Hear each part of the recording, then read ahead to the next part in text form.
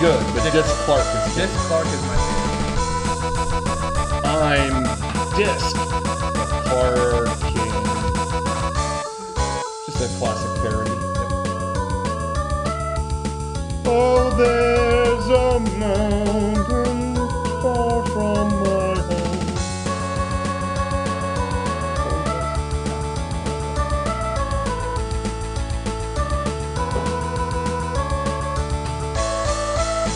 Okay. You're on. Sick. Are we live? You're live. Fuck! Cut that. You're on private property. Fuck. You're on private property. Fuck. So we were talking about conventions. I think the worst, what I was going to say, I think the worst anime expo I ever, not worst in terms of it was a bad convention, Right. but there was one anime expo where I brought hundreds of dollars, you know, and I always do that thinking, well, I'm not going to spend all that. But there was one anime expo that we got some kind of bonus on something, and I remember they had so many things I was looking for. Right. It was like all the new Evangelion Revoltex that I was looking for, all the new like Dragon Ball statues, whatever. And I remember, I think I spent like $350 or something. And I remember thinking, what the fuck? Holy shit. I was like, I went too far. Like I felt like, yeah. So normally I don't do that, but something, I don't know what it was. I think some of it was gifts too, because I think you, yeah, I think I found something for like Garrett for Christmas that I saved until then or something. It was like, that was the most ape I ever went at Anime Expo. Usually it's like usually when it comes to just collectible fun stuff, $100 is kind of like, all right, if I'm spending more than that, I stop. Stop. When it comes to, and that's not like nothing. I mean, sometimes there are exceptions, sure, but when it goes over $100, I start to feel like, what's something valuable I can get in terms of will better my life in terms of like, get a fucking iPad at that point or a computer. You know what I mean? Yeah. Like I feel like once I spend over $100, again, there are exceptions.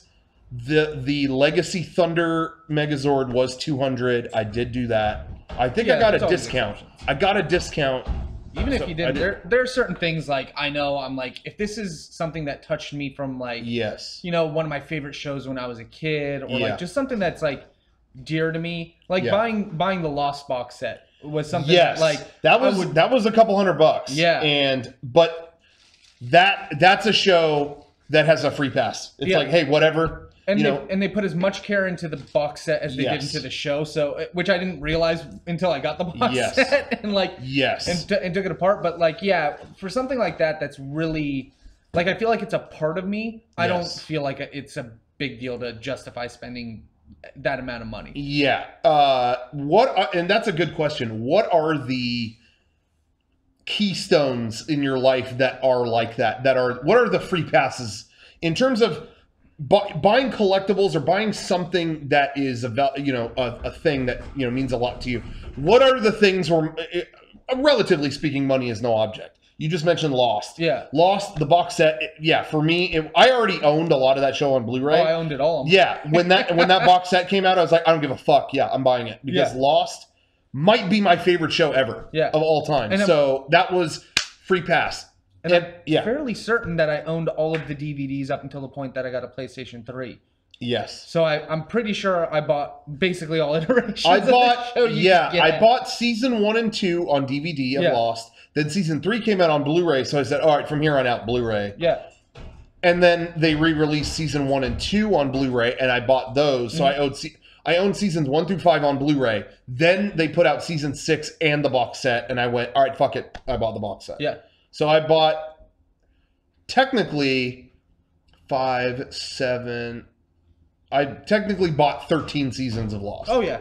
I mean, that sounds about technically. Right. So that's a series that gets a free pass. Yeah. The other one for me, as is not a surprise, is Power Rangers. A classic, vintage Power Rangers. Not any shit after like 98. I don't care. But if it's something from that era, they've been releasing all this legacy shit from Mighty Morphin, but now they're starting to do figures of like Power Rangers in space, which was like kind of one of the last big ones I was into in like 97, 98.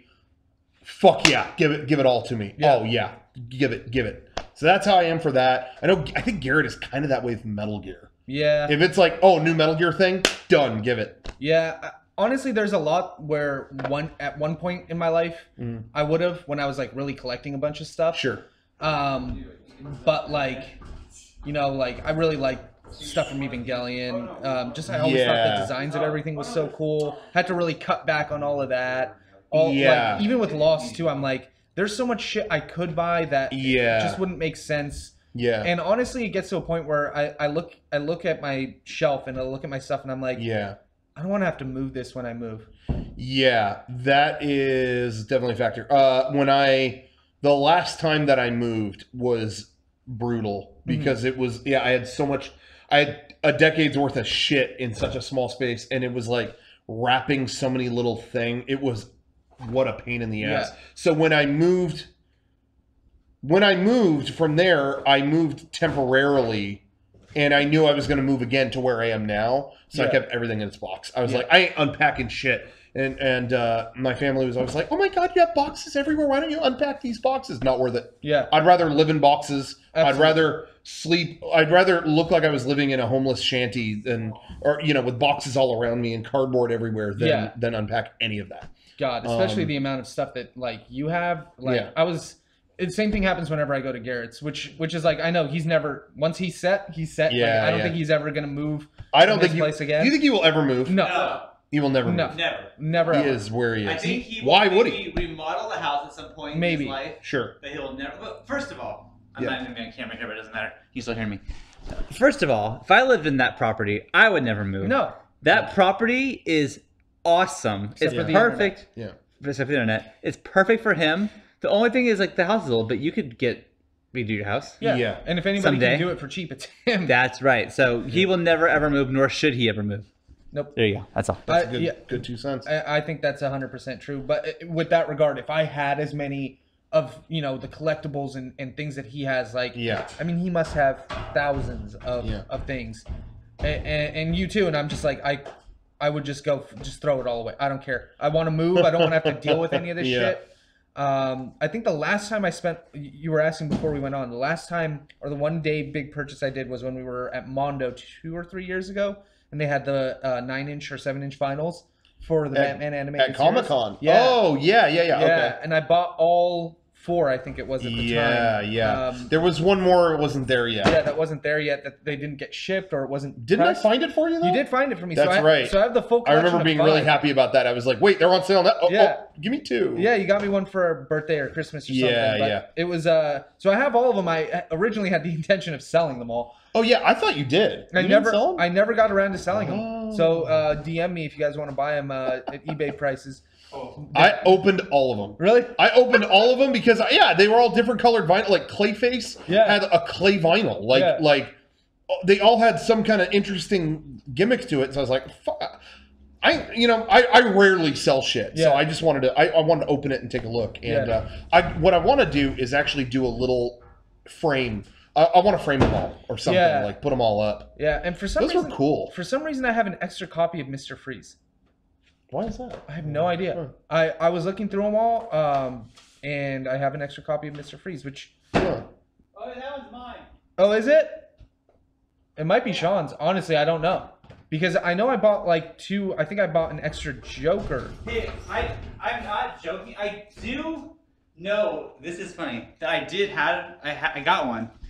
And then I have no idea what happened to it. Okay. But I don't... I mean, the odds of it being yours, who knows? Yeah. But, well, I thought you had a Joker one, though.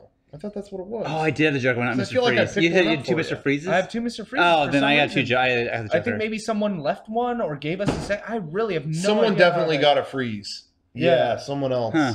I don't know. But I thought you had a Joker. Yeah, I did. No, I do have that. Because I was looking through, and I'm like, I got 2 Jokers. Or at least I thought I had 2 Jokers. Maybe I opened the wrong one. Who knows? Either way.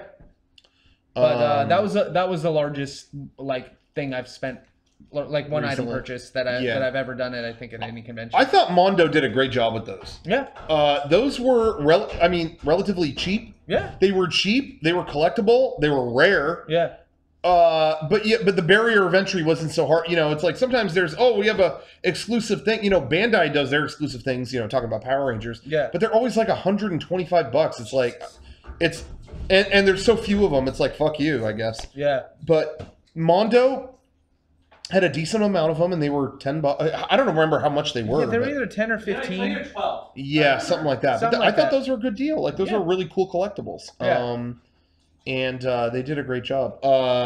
Mondo, you know, there hasn't been a Mondo art print in recent year or two that I have wanted, and I was kind of surprised. I was like, there's a point where every week I had to turn these down because I wanted to hang them all up.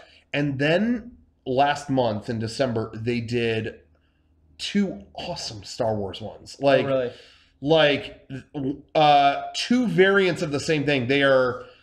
It's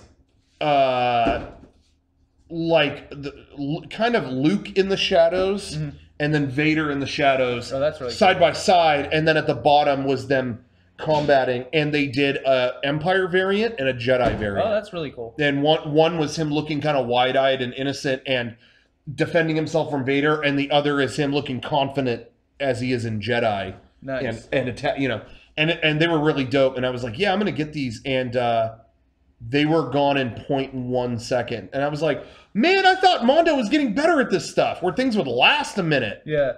And I don't know why I thought that, because the last prints I got from them were for The Matrix, which is not popular at all in 2016, go figure. And Star Wars, which happens to be the biggest thing on Earth in 2016. So I don't know why I thought there would be no difference. Yeah. Or like Planet of the Apes. I got a Planet of the Apes thing from them, and it's like, well, yeah, Planet of the Apes ain't hot right now. Yeah. You know, like Star Wars is. But, yeah. Like, I think the last thing I got from Mondo, which I'm still happy I bought, was the Aliens soundtrack on vinyl. Yeah, that was sick. And I don't normally buy new vinyl. Like, I always like, if it wasn't pressed for vinyl, then I don't buy it. Yeah. And that was my rationale. I'm like, this was originally released on vinyl. Yeah. And I have the Alien soundtrack. Yeah. The old, like, original James Horner, I think, did the soundtrack. Yes, James Horner, yeah. So I have that original soundtrack too. So our buddy Mauricio gave it to me for my birthday, and I'm like, dude, I love movie soundtracks. And those soundtracks are so awesome. I really, really like those. And the vinyl itself is like that yellow with so Mondo Power Loader record. And if you notice the other disc, a lot of people don't realize that, the other one's normal. No, it's not. It's a dark blue. Yeah. And a lot of people just never held it up to light or something. But it's meant to be Alien Queen. It's meant to be her art, kind of, you know, her that's her color. It's like a very, very, very dark, it's like midnight blue kind of. Oh, I didn't know that she was blue. It's the Queen versus the Power Loader, you know. Oh. So that's hilarious. Yeah, it's really cool. Awesome. My favorite memory was going to bed during Comic-Con. You know, I get like no sleep during Comic-Con. Oh yeah. I sleep like 2 hours a night. And I was like, I'm going to put, you know what? I don't know why. I was tired. I put that on. I was like, I want to hear this record, but I'm going to bed. I'll put it on as I fall asleep. And at the beginning, it sounds good because you put it on and it's like, dun, dun, dun, dun. It's classic floating in space alien music. Why did I not think that would pick up? I mean, I put that on. I fall asleep, but da, da, da, da, da, it's like Facehugger theme or something. It's like, all right, that woke me up. It gets pretty stupid. I was pretty stupid. They did the best 2, I should say, that Mondo's ever done. One came out a year ago, but I only listened to it this Christmas for obvious reasons. They did the Home Alone soundtrack. Oh, awesome. But what they did a good job with is, one, they got John Williams' score, but they, unlike any other release of the soundtrack, they mixed it with the classic Christmas songs that are actually in the movie. Oh, wow. There's never been a version of the soundtrack that had both. So you'd have dun, dun, dun, dun, the classic score, and then you'd have I'm dreaming. Oh, that's so cool. They mixed it up so it was actually just a good Christmas album. Oh, that's really cool. Over the holidays, I had that on repeat. Yeah. But they did great. The vinyl, they had a red vinyl, a green vinyl, and the packaging it was in is cut. It's the house and inside you see all the silhouettes of like the Michael Jordan thing and him, whatever. But it's cut to where you pull the sleeve out and it's the artwork inside. Like it's the artwork. It's all the artwork of all the people inside, and you could flip it over to make it look like the lights are out. Oh, that's cool. It was a black other side, and you put it back in. It was really cool. Oh, that is really cool. And so they did a good job with that. But then they did the Planet of the Apes score recently, which I've never had any release of. Mm-hmm. And that, you know, has such a weird soundtrack. It's lots of dum, dum, dum, dum, dum, dum, weird sounds. And but the cover of it has no apes on it, because every time they do anything Planet of the Apes, they spoil the fucking ending of the movie. No apes on the cover. It's just the scarecrows in the Forbidden Zone. If you remember in that movie, when they reach the ridge of the Forbidden Zone, it's all these like scarecrow. They look like X's almost, like these big scarecrows. It's just a ridge of those, and no title, no nothing. When you open it up, if you remember in the movie, in the Forbidden Zone, they find a baby doll, and they pick it up and it, Mama, Mama. It's terrifying. Yeah. When you open up the record, it's a gatefold. You open it up, it's artwork of the doll laying there, and they sound chipped it, and it does that. Oh, really? Mama! Oh, yeah, that's cool. It's wicked. They did a great job. Wow. And, the vinyl is both of them are yellow and black. That I don't understand. I don't know. No one in the movie liked the Steelers, so I don't really understand I don't get that either. But anyway. From the original, not the re-release, right? Oh yeah, original. Okay. I wouldn't have bought the re-release. Believe it or not. But anyway, those I think are the best ones they've done, and the Alien one are like the best. Yeah, the best stuff. They always do really cool things, even if you don't like the property that they use. They always do a really cool thing. Like, didn't they do the Ninja Turtles? They had the animated series. Different company did that. They didn't do the rat traps? I thought they did. Oh, they did the rat traps. Yes. Yeah. I'm sorry. Mondo did the figures. Yeah. Yes. Those were really cool. Yeah. But like, again, that's for me to look at and go, awesome. And then I have to say I'm disappointed though, because Mondo got into figures and they said, you know, these are really nice, like high quality designer figures, but don't worry, we're not going to have designer price. These aren't going to be like expensive figures. Yeah. They've all been like $150. Like there's been ones they put out for like $300. It's like, guys, that's not what you said. But, okay. Maybe they could have been more expensive. I don't know. But I ain't buying them. What? I got my brother, Mondo did the Superman animated series vinyl. Yeah. And it was just the S was the vinyl. It was cut like the S. Luke fucking loved it. Yeah. Oh, really? Yeah. He said it was red, so cool. Yeah, there also was a Bizarro Superman one that was purple. Oh, that's so cool. I was about to say, they did do a variant. It was Bizarro. Yeah. They should have made you play it backwards for it to get the sound. Oh, smart. It could. Yeah. Like Jack White did that, where you put it on the inside and went out that way. It spun out. Yeah. Oh, yeah. That was really cool. That's one of my favorite vinyls of all time. Oh, yeah. The Lazaretto LP was... And that was like $20? It was $20, and it had every gimmick ever. You have to start the record in the middle, okay. Oh, there's a hologram on it when you look at it this way, okay. There's a song that, depending where the needle lands, will have an acoustic or electric intro. Right. Wow. Locked grooves at the end. Right. Beatles style.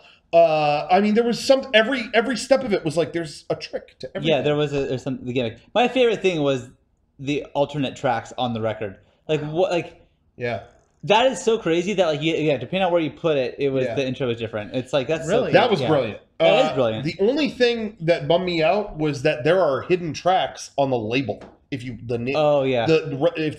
needle spins on the label, there are more songs, and I've never heard them because my record is automatic. It like goes to the end. All right, we're done, and it's like no, go to the label. Oh, it went back. Okay, I need a different record player. Huh. That's really cool. But that Lazaretto, and it was $20. You know, they could have sold it as a big thing and charged money. Plus, that $20. record is cool on its own. That's a good album. It was a great album. So I really liked it. Yeah, that's what they said. Jack White was the Willy Wonka of vinyl records, which is true. Yes. And actually, they just announced today that they're releasing his printing.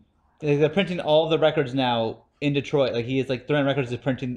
Oh, they're pressing their own shit. Yeah, so it's like Threadman Records pressing, and they just started it today. Oh, I started following on Twitter. There was like 20 followers when I started. Wow. But I wonder if any of that shit's in the Raconteurs vinyl. I'm sure they will. Because I have the Consolers of the Lonely on vinyl, and like I mean, there's a lot of cool stuff on the gatefold and everything. Yeah. Like there's that extra scene where they hand draw somebody hanging. What's funny is Krista was a bartender at the Chili's that I used to work at. Yeah. And one of her regulars like, oh yeah, I know Jack White. It's like, what? He's like, yeah, I do things with them. I took the picture for their newest album. It's when the Consolers of the Lonely.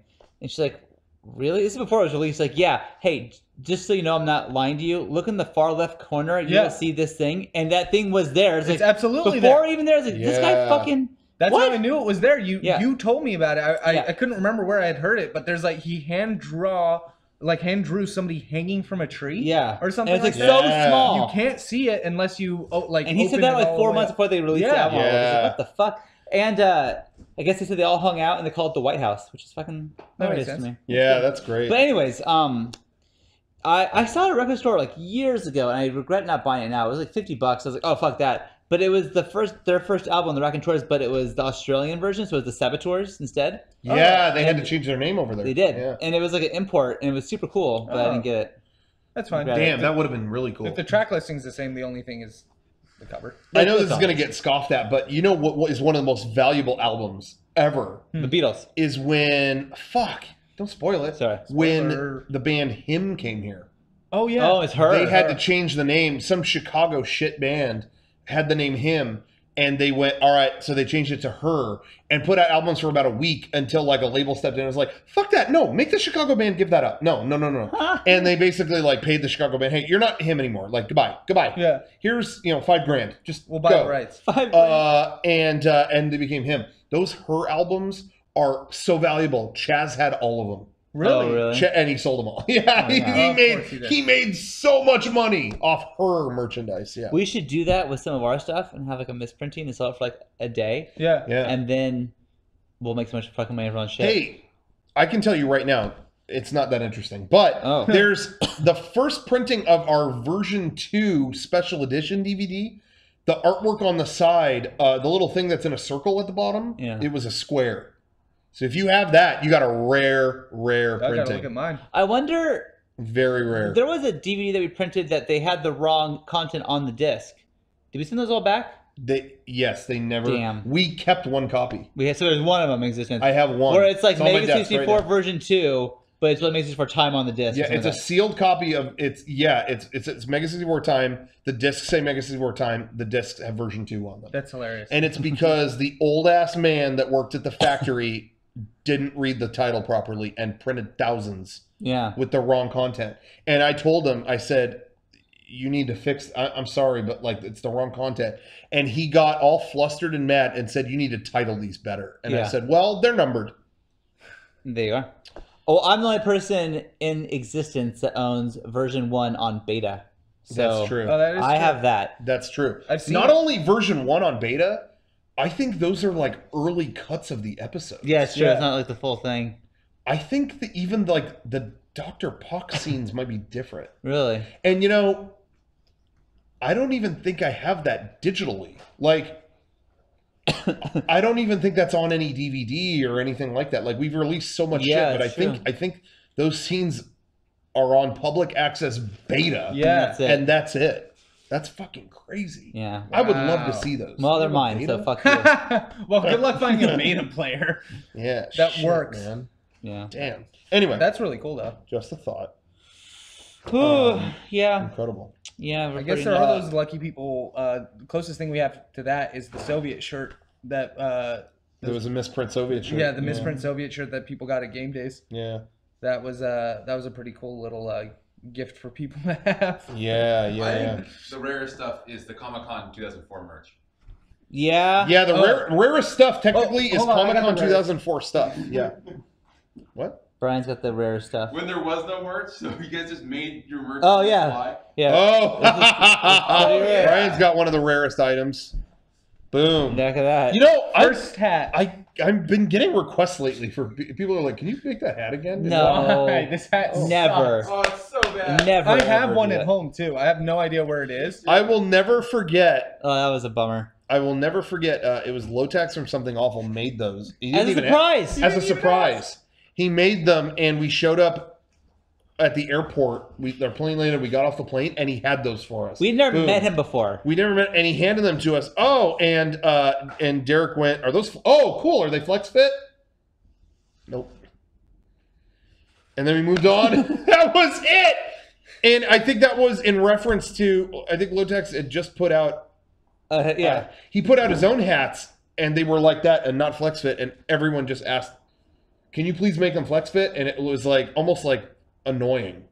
And so that was the first thing Derek said. One side. I don't even know if he intended it, but wow. It was like, you would not buy. People say they buy the hat. No one would buy this hat.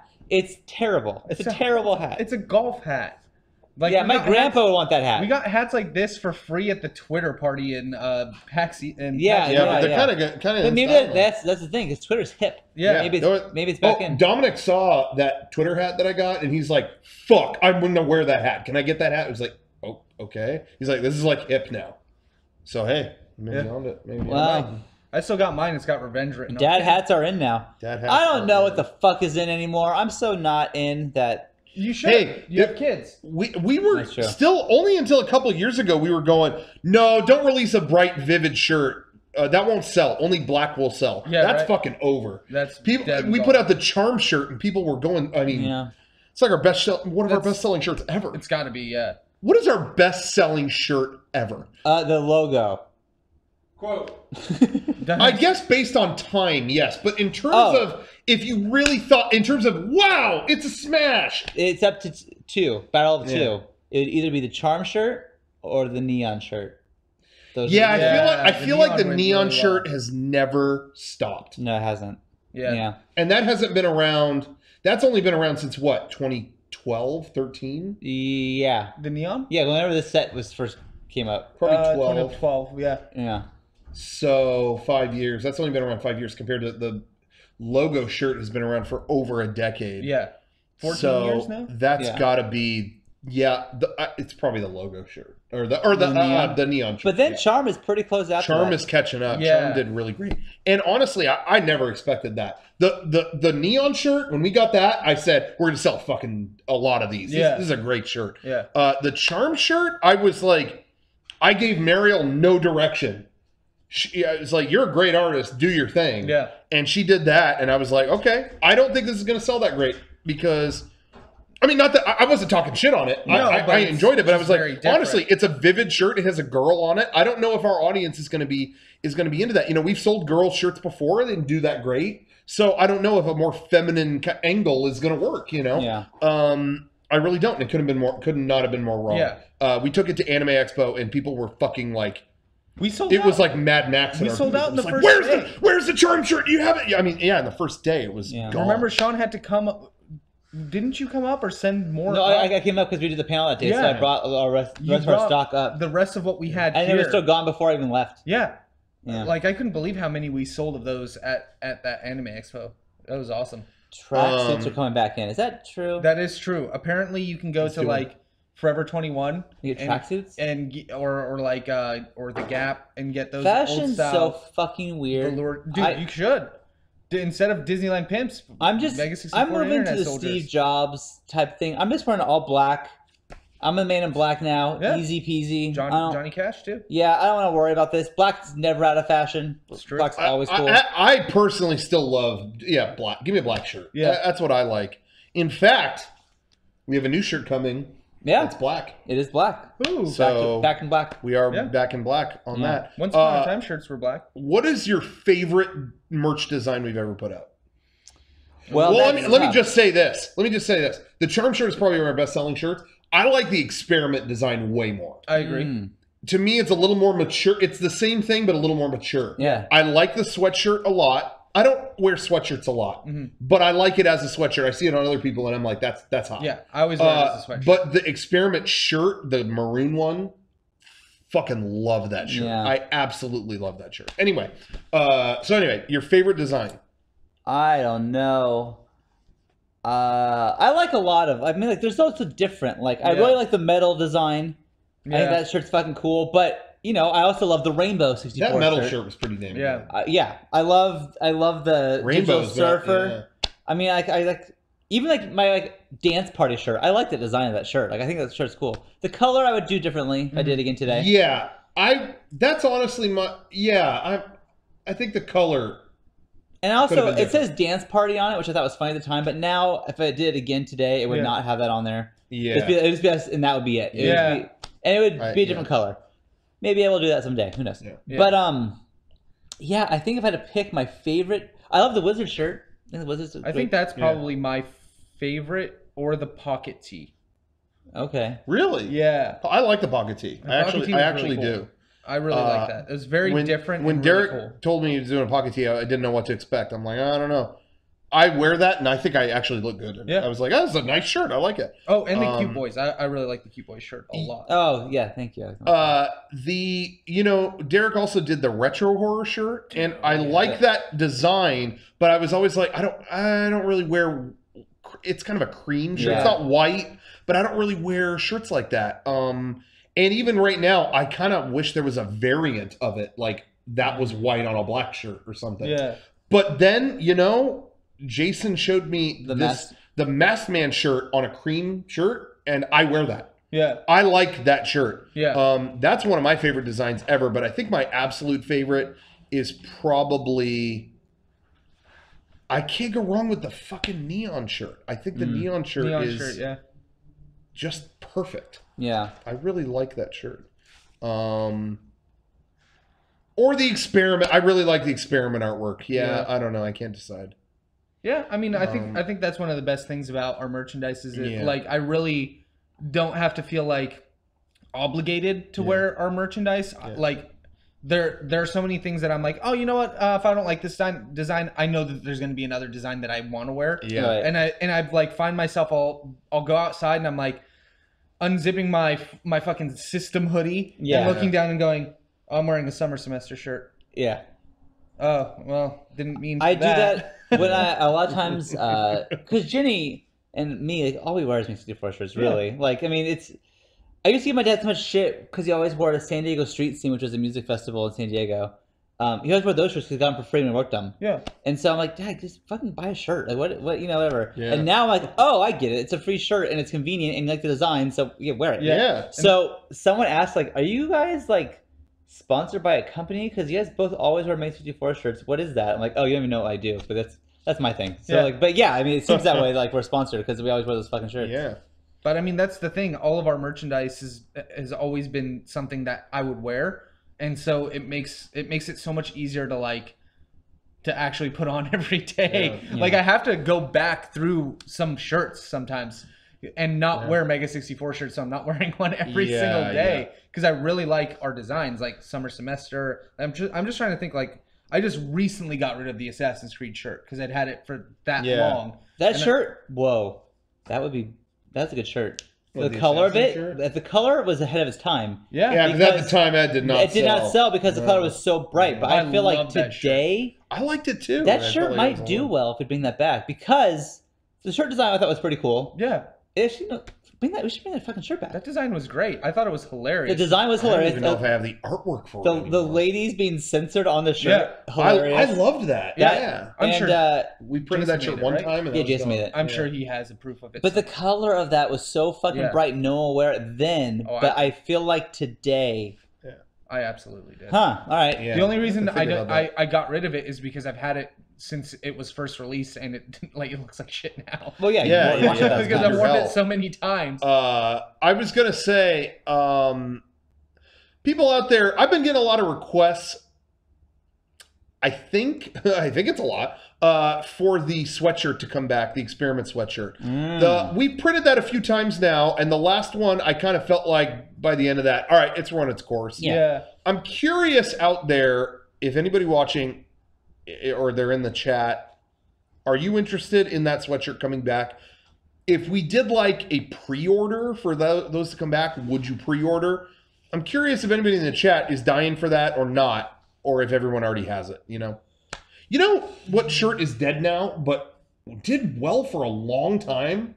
was the Colossus shirt. That shirt, I forgot about that. That would be up in the top 5 of our all-time best-selling shirts, I think. Really? That was one of my favorite never went away. That was my favorite shirt for the longest time. And I think if we did it again on a softer shirt, personally. Yeah, and I would rather have it on. I would rather have it on.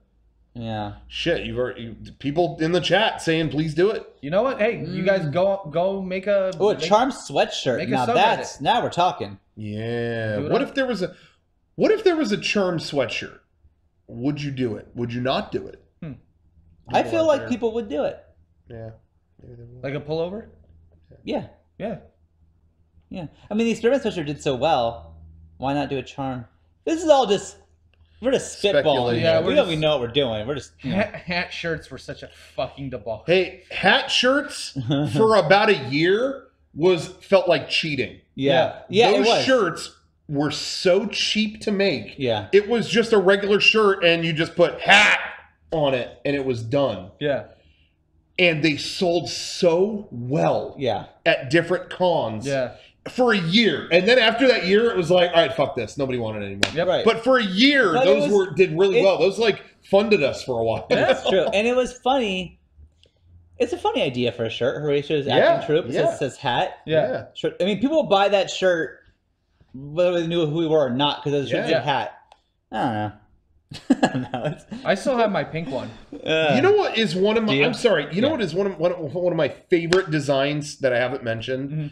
That it sold okay, but I get people asking for it to come back, but it's like it wasn't that long ago and people didn't buy it. I love the Brotaku. That was a very good design. If you went shopping for shirts in Tokyo, you would see that shirt. Yeah. Orange on blue. Yeah, I think the colors to me just didn't complement each other for me. Like, sure, I was but that is totally a gaudy shirt you would see in Tokyo. I can understand changing the color, but that design I thought was fantastic. Yeah, that design was really cool. Was it Rob who did that? Rob did that. He did an amazing job. He did a really good job with that shirt. It was Todd Aaron, wasn't it? Yeah, it's Todd Aaron. Yeah, I think that shirt had so much the design had so much going for it. I almost wonder if you did it on yellow on blue or something. Or if it could be reprinted or something like that. Kind of like that foil. Green on blue. You know what I mean? Like foil? that, like a shinier material. Like something very Japanese. It feels like gold on blue. Yeah, like a gold on, like a shiny gold foil on blue. Yeah, it'd be just one color. That wouldn't be too expensive or anything. Board Pirate says, "I don't care what clothing you release. Can you get Kevin back on here and have him eat again?" No, he's working. Kevin. He says no. I don't know. Kevin.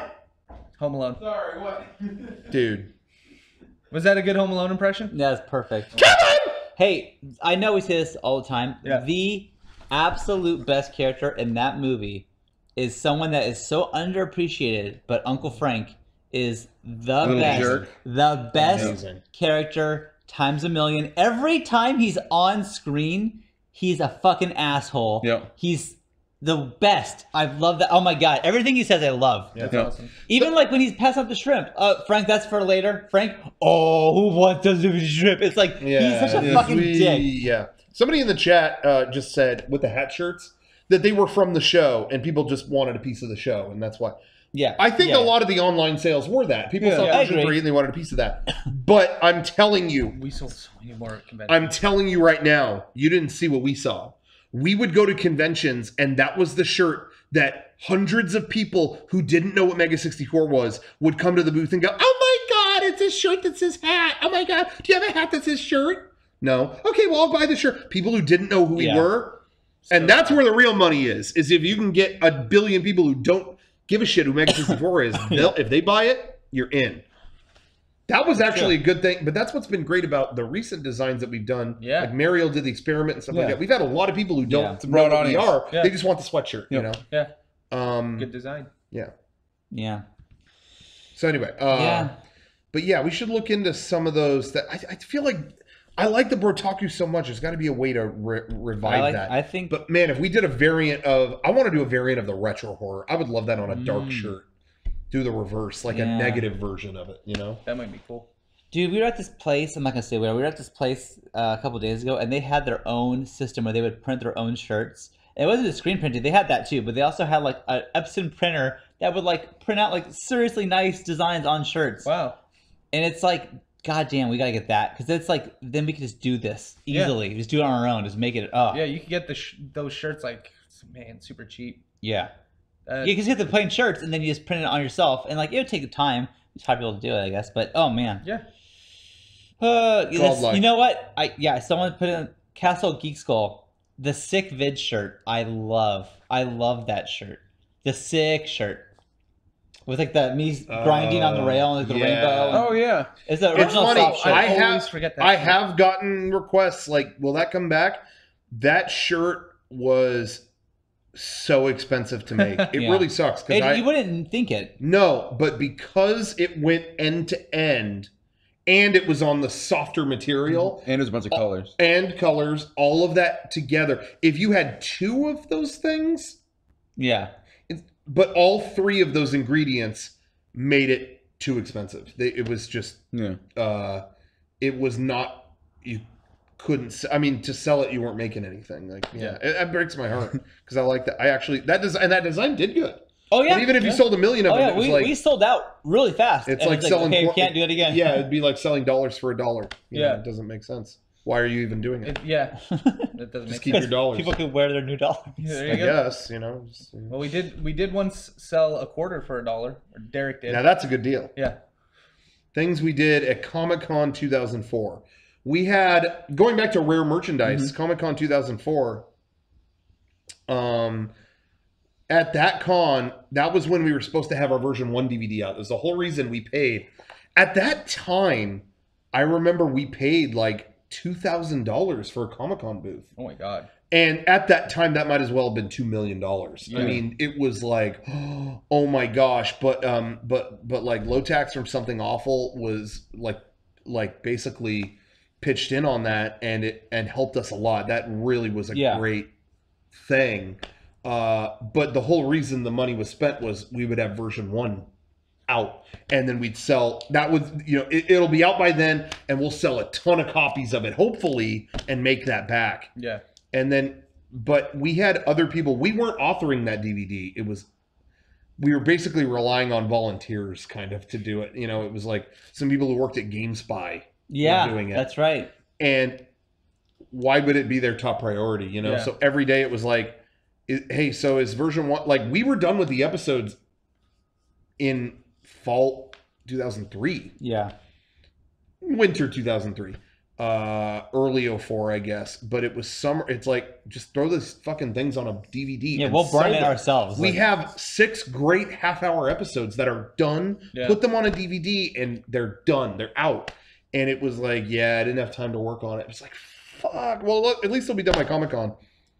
And so, I remember I remember asking, it was like end of June. It's like, so are we doing, so we'll have these by Comic-Con though, right? And they were like, oh, no way. Like, there's so much to go into it. And it's like, wow, all right.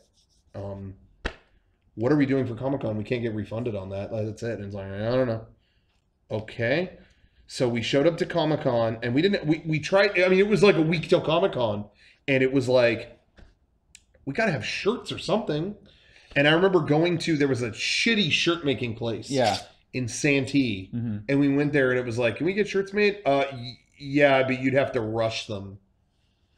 It'd be like $32 a shirt. Oh my God. Well, that makes no sense. Yeah, so goodbye. And then we talked to our friend at Game Skins. Oh yeah. Kiko at Game Skins. Kiko now works for Penny Arcade, but at the time he ran a company and we were great friends with them. And it was like, could you do shirts in the meantime? Man, it would not be worth doing shirts that fat. Like, no. Okay, so we don't have any shirts. So our friend for Christmas got us each a Main 54 shirt, which is a classic logo shirt, but that was originally, she just got us that. She made that for herself. Just herself, yeah. Yeah, and then, so we had one shirt at the convention. So he's hung it up and just had a sign on it saying not for sale. And so everyone would walk up, oh, I want those shirts. Not for sale. Not for sale. It didn't even say coming soon. or pre-order now or do this, do that. It just said not for sale. We had a booth that had our shirt and that was all we had. And it said not for sale. Hey, can I get one of those? Nope. Not for fucking sale, buddy. Why do you have a booth? Like, so what we did, we improvised. We went to Kinko's. Yep. And all we had was, we already knew we had the artwork for version 1 DVD. We made that into a poster version and had them run off those, and it was super expensive. It was like, oh, it was really expensive. It was like $500. Yeah. To get not that many posters. I think it was $500 for 50 or 60 posters. What the fuck? Yeah. No, it wasn't that much because we sold them for $5. We barely made anything on them though. So it was, I want to say, almost maybe 100 posters for $500. They were thick though. They were they were thick. Yeah, that was. But then they had a fucking white border around them, and it's terrible. like, why is this there? Oh, we don't cut them. That's an extra thing. Fuck off. So we took them to the booth. We sold out of them in pretty quick. I have one. Yeah. And it was like, we should go get more, I guess. And so we printed more. And then we did a tradition that has still continued. We did an exclusive poster. You had to answer a trivia game to get it. And Derek did the artwork for it. We only printed, I think, 20 to 25 of them. Yeah. Yeah. That is probably officially the rarest Mega 64 thing. Yeah. And I still have it. I have mine, yeah. Yeah. And it said 2004 Comic-Con exclusive poster. And Derek did MS Paint artwork of Batman, Spider-Man, The Thing, when I get home, Goku. I'm leaving in a couple minutes. I'll go home and I'll on my Instagram, I'll like your story thing. I'll put a picture of that up. You want to check it out? You can see how fucking shitty it is. I think that is the rarest thing. Probably. But they cost so much. And then it was like, okay, well, I guess we'll get another printing ready. And so I printed more version 1 posters and I think another 20 of that rare poster because I thought, well, maybe we'll give some out online or something. Yeah. And the bill came to so much at a time that we made no money. So I just didn't pick them up. I said, I'll come get them. And I never did. So somewhere... Someone's got a fresh somewhere in a Kinko's somewhere there's a box of those. It's like the Indiana Jones. Yeah, and somewhere in a warehouse. It's in there. I never paid, and I was like, they wanted another $600 or something like that, and I was like, at that time, again, that might as well have been $6 million. So I was like, nah, I'm just never gonna be in this area of the city again. Yeah. And that was it. Kind of fucked up. But they're a giant company. They got bought by FedEx. Who cares? If it was a regular printer, I'd feel mom bad. and pop store. Mom and pop printer. Yeah, I wouldn't have done that. But Kinko's can eat my ass. Anyway, Neat. So that's what happened. That's where. But anyway, so we ran out of that stuff. But we were desperate for that booth, so we sold those, and we sold quarters. We were writing Mega 64 back. Now this is probably not legal. I don't know, but at the time, we were taking free merchandise from other booths and putting art, customizing it, like crossing out Alien versus Predator and making it Mega 64. But we weren't. And selling that. Oh yeah, we sold those for $1. But a lot of it we gave away. Most of it. And then we put Mega 64 on quarters and sold them for $1. That became the next funniest thing. It's like, all right, we've already sold freebies for money. Now let's sell. We've already like Lionsgate's freebies. Yep, sell it. All right, it's got our signature on it. $5, And then it was, all right, what's the next funniest thing we can do? All right, quarters for $1. Which I don't think that's legal, probably, but maybe we'll get back to you on that. Yeah. I still have pictures of people holding up their quarters. Like Keon has one. Yeah, Keon. He has a signed quarter for $1. I don't have one of those. I have the button. The button. I have only one of those. Only one button with your head, and then there was two Mega 64 buttons that I don't have. We did have buttons at the booth for a little bit. We didn't have that many, but we made one. It was the rarest one. Actually, that's the rarest item. We made a button of one, and it was Shawn's head. Yeah, and Kevin. I still have it. At the time, Kevin wasn't. Kevin wasn't Kevin. I took the quiz. I paid $10 for the post, like whatever it was for the poster. Kevin was just you idiot. #1 fan. Yeah, #1 fan. He was not a friend or associate. His Dead Journal wallpaper was a picture of me and him together. Yeah, was it? Yeah, was it Dead Journal? It was something. Live. I didn't have to. I was live journal. Live journal. But Yeah, you love this guy. Yeah, you. Do you feel lucky to be sitting here next to him? Now you hate me. What happened? What do you want to say? I'm a little starstruck right now. As a fan, what do you want to say to Shawn? Fuck off. It's still on my desk. I have like a bunch of buttons just in a spot in my desk, and that's in there. That's awesome. Isn't that weird? That's so weird. That is weird. That's I just remember you showing up to E3 1975 when we made that video on my birthday, and you were just in it, and it was like, all right, this is cool. Kind of weird this guy's here, but all right. I mean, honestly, because it was just like the first time we ever had someone we didn't know. We film everything with our friends. That's it. Yeah, I've known these guys for years and years and years. Yeah. All right, this guy's. We got to help her. Kind of weird that he's here, but all right. It was just, I appreciated it, but it was very odd to, honestly, because it was like, I really didn't know this guy. Yeah. And everybody was high school friends, like Chaz. Having a fan be in something, that's how I felt like it was at the time. It was like, this guy, because all you knew was from the video screen. Yeah. So that's, as far as I'm concerned, it was a little odd. That was weird to me, And then it was like, yeah, we'll come back. Yeah, do another episode. Yeah, great. And then it was like, time erases all that. And it's like, now it's like, I thought of you as a fan at one point. I forgot. I was like, sparking in your phone. I was sparking your phone until like a couple years ago. Yeah, honestly, I entered you as Sparky into my phone in like 2005. Yeah, way and back then. It never and it was like, it's like, oh, okay, I'm on the iPhone 6 now. I should probably change it. Kevin, but I still have ringtones from like 2004. Yeah. So it, I only changed my ringtone last year. It was the same ringtone for 10 years. But it's so weird to think about that. I thought of you as a fan for a long time too, just of me. Fuck you. Never. In high school, it's just like, I see you laughing at my stuff. Yeah. I see you laughing. You're my biggest fan. That was a good SNL skit you did, Rocco. Did I do an SNL skit? Yeah, we all had to do like an SNL type skit in like freshman year. Yeah. With Mr. Howell, and you did it, and yours was funny. What was mine? I don't remember what it was, but I remember I thought, that guy's funny. You just remember laughing so hard you couldn't believe it. And then you became a fan. Yep. I became a fan. I'm Rocco's biggest fan. That's why he's here. That's why I'm here. Oh, man. It's so funny, too. I think this is so embarrassing. Not about you or anybody else here. It's about Derek. But even, but just in general, that kind of thing, how times change. And time has changed that, like what I said about you. Yeah.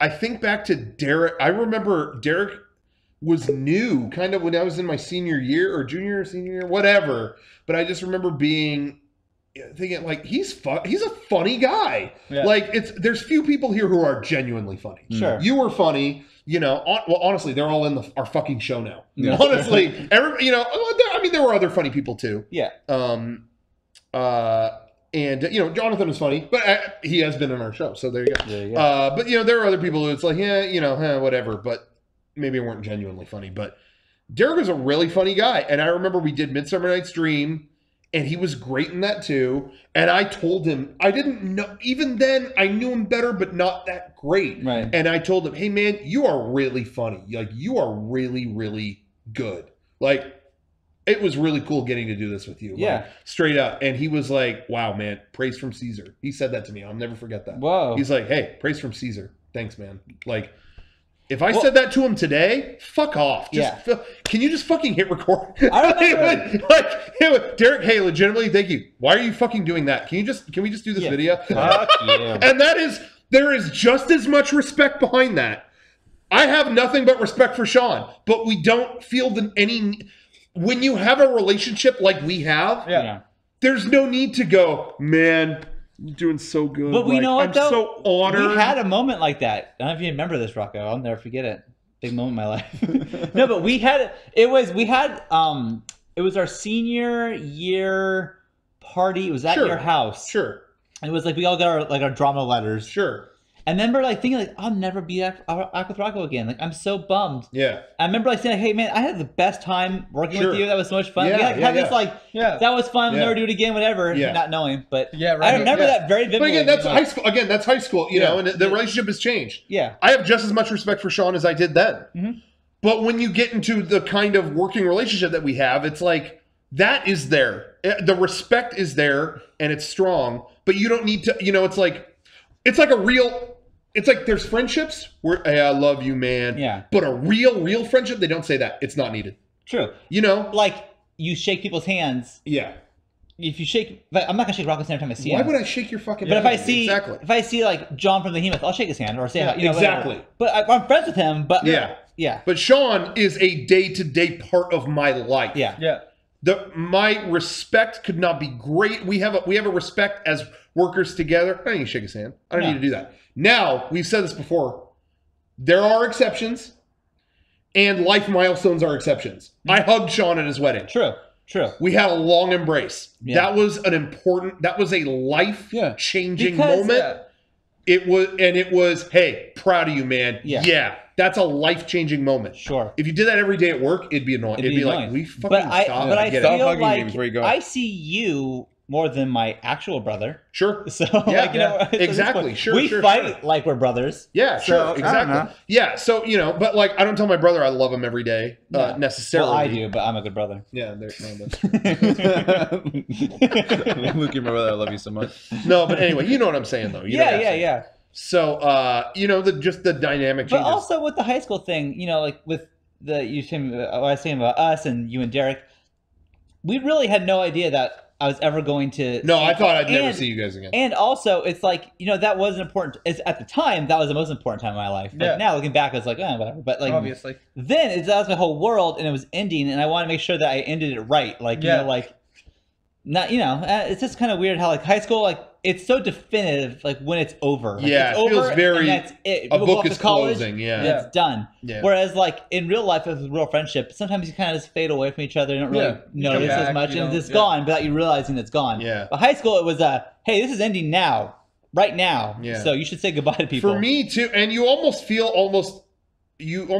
a sense of like. When high school is over, at least for me, I almost felt like I should move on. Everything from high school has ended and be done and whatever. But I knew I'd still see it. Okay, there'll be we'll go to college. I'll probably see you around. All right, whatever. But it's still, for all intents and purposes, done. But it was only in the vacuum of that being done that I realized how well we did work together. Mm-hmm. And it was like, shit, when me and Derek worked on videos, that it worked and some of it was really funny. Right. I hate that we just threw that away. We should do another video. Right. That it's dumb that we're not. Like, I miss doing it. Do you miss doing it? Yes, we should be doing that then. Yeah. And truthfully I will say this about Derek too. That was our relationship. Somebody asked on our podcast once, if you weren't making videos, Derek, would you and Rocco hang out? No. And that is not an insult in any way. That has been my relationship with Derek. From the day I met him, it was, you have a video camera? Yeah, we should make a video. Okay, it was always, we would meet up to create funny stuff and videos. I can think of 2 times total in my life that we hung out for the sake of just like, check out Evangelion. Pretty cool. Like that has always been a relationship. And there is no lack of respect at all behind that. It's nothing but respect, but it's always been the respect of working on stuff. I would never expect him to want to fucking hang around me if we weren't making videos. He would look at all my toys and go, Jesus fuck, God, can I get away from this? And no disrespect by that at all. Yeah. But anyway, I hung out with. Yeah. A fair amount of time. Oh yeah, we played bingo. Where it was just where I just go to your house and it's like, all right, what's going on? Yeah, that's. But and I but again and in the way that we have things now, I don't feel like things change and it's like, okay, well, we have days off. I don't need to be around Shawn's shoulder every time, every minute of the day. It's like you do have to realize the value of like breaks and stuff. Right. Like, okay, we do our own thing. Oh, Star Wars just came out. Exactly. We're all gonna go see that. Oh, 100%. But I'm saying like we go on Christmas break. I'm not calling you every day. What are you doing? Right. Yeah. Of course, it's different. Also, you have kids. But let's say even if you didn't, I wouldn't feel the need to. Right. What? Sean's not hanging out with me. Well, It's like no. We work together. Okay. You gotta find a balance. You have find your balance. Find your balance. Absolutely. But again, big tentpole things. Yeah, exactly. Star Wars, we saw Star Wars, Disney, whatever. Pixar movies. Like I remember us all going out to see Up. Like all 6, 7 of us. I don't even remember. Yeah, that was a bit. That was who all went, but it was everyone. Poway too, randomly. Yeah, I don't know why we went all the way up there to see it, but like we did. Did Eric have tickets for it or something? Eric had tickets for Takes on a Plane, I thought, but I don't know about Up. Who knows? I feel like that was just the theater, and we went like the long way, which was the coolest part about it. We went up the back road through Ramona and all of that instead of going up the freeway. So it took a little longer, but the drive was really, really cool. And then we all fucking almost bawled like babies because of the first 20 minutes of that fucking movie. Almost. Yeah. And then that was the one where we had the person behind us who went, the dog's sad. That dog is sad. Fuck that Well, guy. It looks like everything worked out the way it wanted. That was my worst movie experience to answer the question from the I would argue it enhanced it almost because it was so better. fucking stupid. I laughed about it for a year. At least we could laugh at that. Yeah. It wasn't shut the fuck That's the thing is like anger. There really is like balance to this because like that was funny. Yeah. Yeah. When I took Beckett to go see Up. He was, maybe really 2, 3. Yeah. He was quiet through the whole entire thing, except for the one part where the dog bites that bird's leg, and he goes, "Oh no!" But he yelled it so loud that everyone started laughing. Yeah. A little kid. That's funny. No one, but that was it. That was fine. Yeah. But when you just keep fucking, if he would have said that everything would have talked, he would have been fucking annoying. Yeah. It's a balance. I will also interject. Favorite child interjection at any communal event. Yeah. I don't remember if you were there. I don't think anyone here was there. Disneyland, Star Tours, the hologram of Yoda came up. Yoda! C-3PO, oh, Master Yoda! They see the hologram come up and he says that, and there's a silent moment before he speaks, and a kid goes, "Daddy, is he in heaven?" The entire cabin laughed. It was just, Yoda! Daddy, is he in heaven? The littlest kid said that, and everyone was laughing so hard. It was great. Unlike the adults that when Akbar shows up go, "It's a trap." Yep. Why is no one laughing? Yeah. Because everyone's fucking done that, you jock asshole. I love one of my favorite memories with the kids and going to take them to a movie was when we saw, I think it was Up, and the Pixar short happened, and after that they got up. Oh, that was great! And started walking to like the exit. No, that's not the movie. Come back. We're not done. All right, I have to go. I will see you guys tomorrow. I'll see you tomorrow at 10, Rocco. Okay, at the thing. Yeah. Okay. Cool. All right, I'll see you guys. Goodbye. Bye, Shawn. Goodbye. See you. What? Hey. Yeah. Would it not? Are you coming from somewhere? Could I ride with you? I'm coming from. No? If you want to meet me here, I'm going to be at the preschool around here, so I can. I'm dropping them off and I'm going to be here. Yeah. When should I be here? If you that be here will that work? 9:30. Okay. Yeah, because I don't want to fuck you up. But... No, it's right down. It's not that far. Okay. I'll message you if anything, but otherwise I'll do that. Okay. All right, cool. I'll see you guys. Sorry. Bye, Shawn. Bye. It's a thing. I love you. Thing. I love you. Anyway. Fuck. What were we saying? Yeah, so anyway, going back to movies. Yeah. Crying at movies. What movies have you cried at?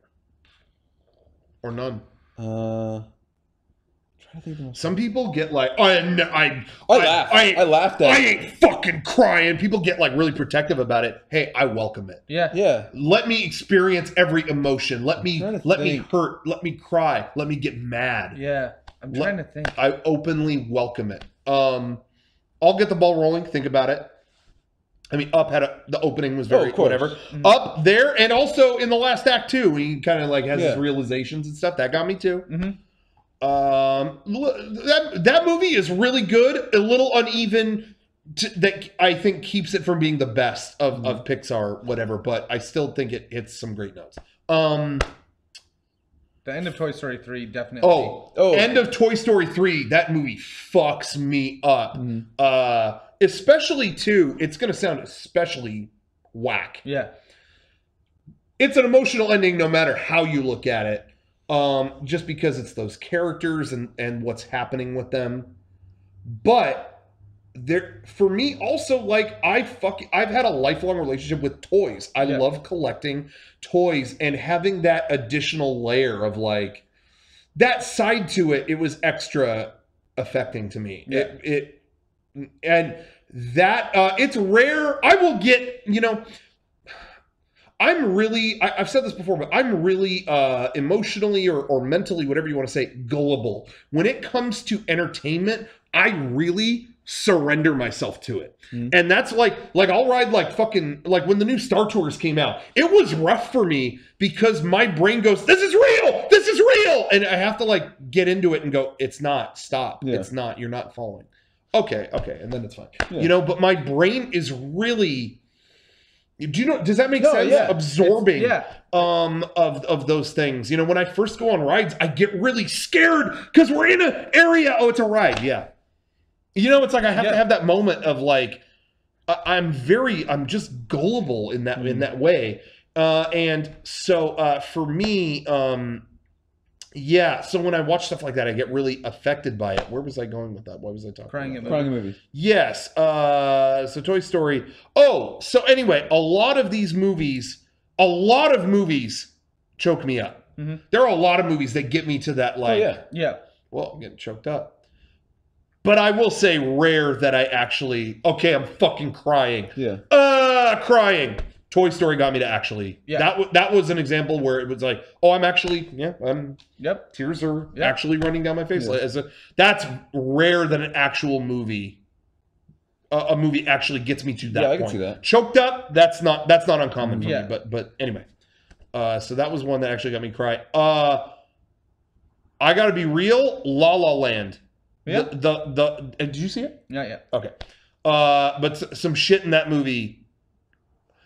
I don't know if I was actually running, talking running, but like hard choked up. Like I'm at the brink of actually like it I don't know. There was something about it. I don't want to go into it, but that it was that kind of, there's certain things that get me more than others. And I think it's kind of situations that are, if a character dies in a movie, that's one thing. It'll get me choked up, but it won't make me cry because it's a character. It's whatever. But it's stuff about, it's kind of bittersweet things that get me to cry. Toy Story was that. It was a new generation is getting this, but it's kind of that like, it's I guess you could say nostalgic. It's memories. It's like, this is my favorite memory and now it's over. Like that kind of bittersweet curse. That's what gets me. And La La Land has that kind of thing in it, where it's like, you know what I'm talking about. Oh yeah. It's just, oh wow, that's it. Okay, yeah, it's like no one gets fucking shot in the head in that movie or anything. Yeah. Sorry if that's a spoiler, no one gets shot in the head.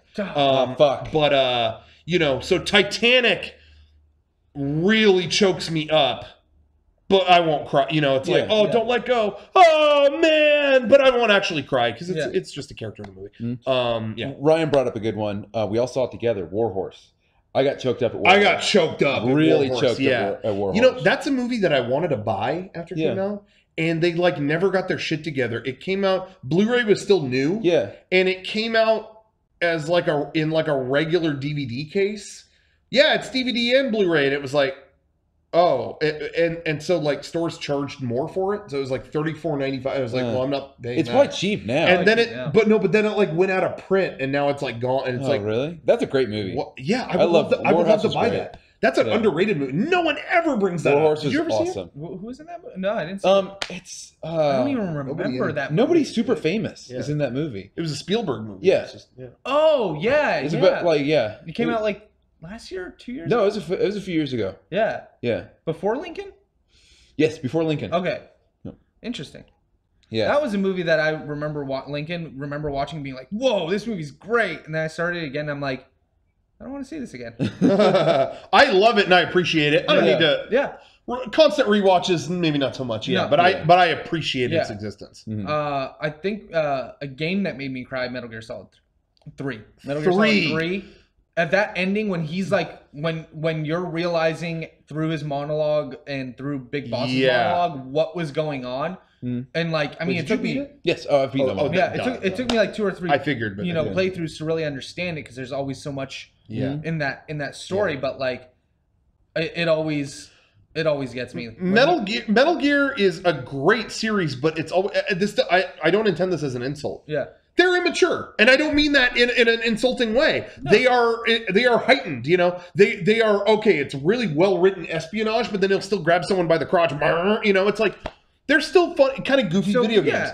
I didn't expect an ending so mature for 3. 3 ended, and it was like my mouth was Yeah. Wow. This and I didn't cry, but I was choked up. Yeah. When I beat 4 first. I was gonna say I got choked up at 4. That was emotional to me, but I didn't feel a lot because that was the first time you played. Exactly. This is a character I've played so much of, and it's like when you get to the end, he's just like it's just like you get really really attached to this character throughout the years, and it's like fuck. When I replayed them, I got very choked up at 4. Yeah. I'd like to replay 4. But I replayed all of them before 5 came out, and that was the best. I loved playing all of them in chronological or not chronological order release, and right before 5 came out. That's awesome. Yeah. So yeah. Anyway, that did affect me when I replayed it. But the first time I played 3, was just all about sacrifice and what you do for you. Yeah. And then what they did to him and. Oh man, fuck, that got me. Yeah. And also, this sounds so goofy. I have such a soft spot for something I love in media is extreme long-term callbacks. And anybody could do a callback to, here's a callback to the thing we did an episode ago. Here's the thing that we, you could do references. But when you really pull some shit in that from 30 years ago. That's why I was honestly so affected by, I know Star Wars is in every fucking thing ever.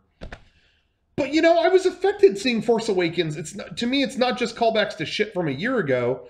It's stuff that's like, shit, this hasn't been around in 30 years. It's a little different because the prequels have existed, so whatever. Yeah. But what really affected me was like Tron Legacy. Yeah. These characters have been in a fucking dusty cardboard box for 28 years. Yeah. And here they are. They're still here.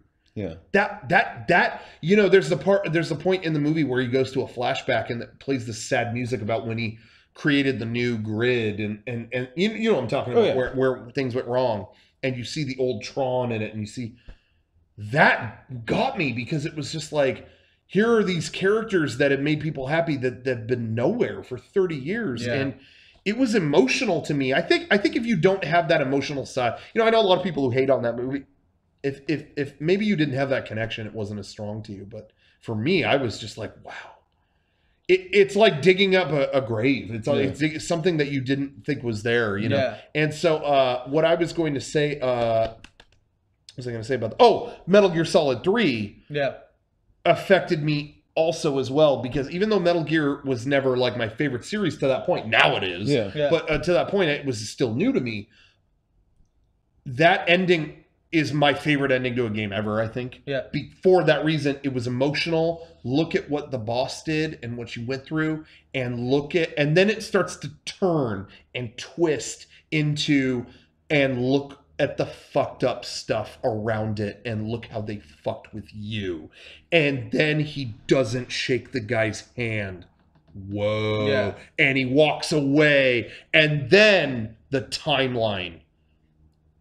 Outer heaven is created. Yeah. And it's like, holy shit. Not only was it emotional, we just got the backstory from a villain from an NES game in fucking 1987. Yeah. Oh my God. You know what I mean? Like a fucking 20-year-old game. And you just got the backstory of some little nothing villain in an NES game you had on your shelf that your dad probably bought you in the 80s. That literally had the name of every main boss in any game you played at that time. You called them the Big Boss. Yeah, Big Boss. Yep. And you just got their fucking story. Which is that. So not only was it emotional already because it was a good story, but you got that. That was the history of a villain from I know it's an MSX game, but here it was an NES game. Yeah. That just floored me. That was just like, well, that did everything I want a story to do. 10 out of 10. So that's my connection to that. Yeah. Anyway, other movies, things that got me choked up or to cry. I'm trying to think of, honestly, of another thing that actually made, tears are running. I can't think of anything other than Toy Story. For me, it was the end of Return of the King in the coronation scene. Oh, fuck yeah, absolutely, yes. When Aragorn gets, he becomes the king, and then he walks up to the four hobbits and is like, they go to bow. And he's like, my friends, you bow to no one. And then he bows and everybody bows. I'm like, that right there is like that higher level we were talking about, like friendship, respect, where you don't have to do it. Yeah. You don't have to like have a long hug with your friend at his wedding, because it's like, hey, we're still friends from today to tomorrow to, you know, whatever ends up happening down the line. But like, it's almost like the best time to tell them. Yeah. And like the fact that he did that in the world of men, these people who are so much smaller, understanding the whole story and everything that I cared about it, fucking got me, like gets me every single time. I have to like, whenever I'm watching it with somebody, I'm just like, okay, please don't look at me during this scene. Yeah. Right when you brought up Return of the King, I was about to say You Bow to No One. That was, and you know, it's funny because there isn't even one thing in the Return of the King ending that gets me. Return of the King is a barrage of things. Yeah. It by quantity, it gets me. Oh, they're about to throw the thing into the mountain. No, he's not going to. No, he is. Oh, they're dead. No, they're rescued. Oh, God. Oh, it's going to end here. They're not. They're all together. I mean, seriously, there's 80, and people give that movie shit for having 80 endings. Hey, fucking give me 1,000 endings. Yeah. Every one of them was just, oh my God, and he's in bed and they jump in the bed with them, and it's gonna end there. Man, I'm almost gonna cry. And then You Bow to No One. But even before all that, the thing that I think sets me up to cry, and then I actually cry during You Bow to No One, but the thing that actually sets me up, it's a forgotten moment in that movie. People never bring it up. But what raises the tears is they are finally getting to Mount Doom. They're finally up there. And then Aragorn and the whole fucking army show up to the gates of Mordor. You're fucked. You're not going to win. All we can hope to be is a diversion. So that the gates of Mordor open, they fight us, and they're not focused on those two hobbits about to drop those. All they have to do is drop a ring in the lava up there. We need to unleash hell. Even if we die, it's worth it so they can drop that thing in the fucking lava. And they get there, and there's no chance of survival. The army is 10 times bigger than them. They're all gonna die. It's a time for tears, and they don't. Aragorn turns around and smiles at all of them. The volume fucking drops. For Frodo. Da, da, da, da, and they all charge forward, and that music kicks in. Oh, fuck so off. Fucking cool. Yeah. That's one of the I think that might be the best directed moment in all of them, is when that fucking volume drop. I just remember sitting in the theater and they lowered the volume. I'm like, someone's going to say something that makes me cry here. You know, it's like you could hear the volume drop, and it was like they're going to pierce it with just and he goes for Frodo. And they charge forward, and not only do they charge forward, the hobbits, the most useless fucking people in that whole army, are the first to charge. Like, that's what it's come to. We're in. We'll die. Doesn't matter. Let us die. We're going in. That is so effectively done. I need to watch those movies. I was around the holidays. I was like, why am I not popping that in? Come over. Seriously, I'll watch it anytime. I just watched Lord of the Rings 2 weeks ago. Like awesome. Fellowship of the Ring. I'll watch it again. Awesome. I don't give a shit. Awesome. Yeah. Andrew, my roommate and I will just put that shit on like whenever. It's still weird to me though. Personally, Return of the King is my favorite for everything I just said. I mean, it won Best Picture. Yeah, but it's funny because I still, at any given point, people will still tell me, nah, Two Towers is still the best. And I'm just like, man, I don't know. Return of the King fucking grabbed me by the legs and shook the tears out of me. Like, I think Return of the King is by far the payoff to all of it. Oh, yeah. Yeah. Two Towers, I mean, there's good stuff, but I thought like Two Towers was kind of I'm not even saying it dragged like it was bad, but kind of almost a transition. Mm-hmm. There's great stuff in it, but Two Towers is not my favorite. I would not say personally. Yeah.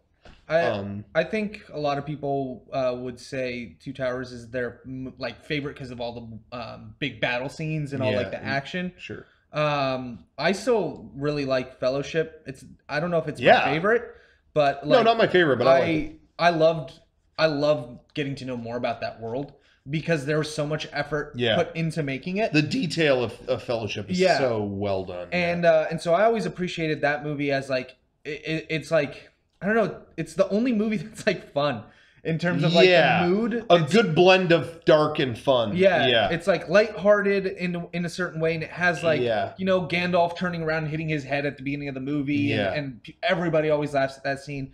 Everything else after that is just difficult, emotionally, which is cool. Yes. But it's never that again. Yeah. The fellowship breaks and that's it. Yeah. Yeah. The worst thing you get in that movie is Boromir. Yeah. And that was like, that sucked, whatever.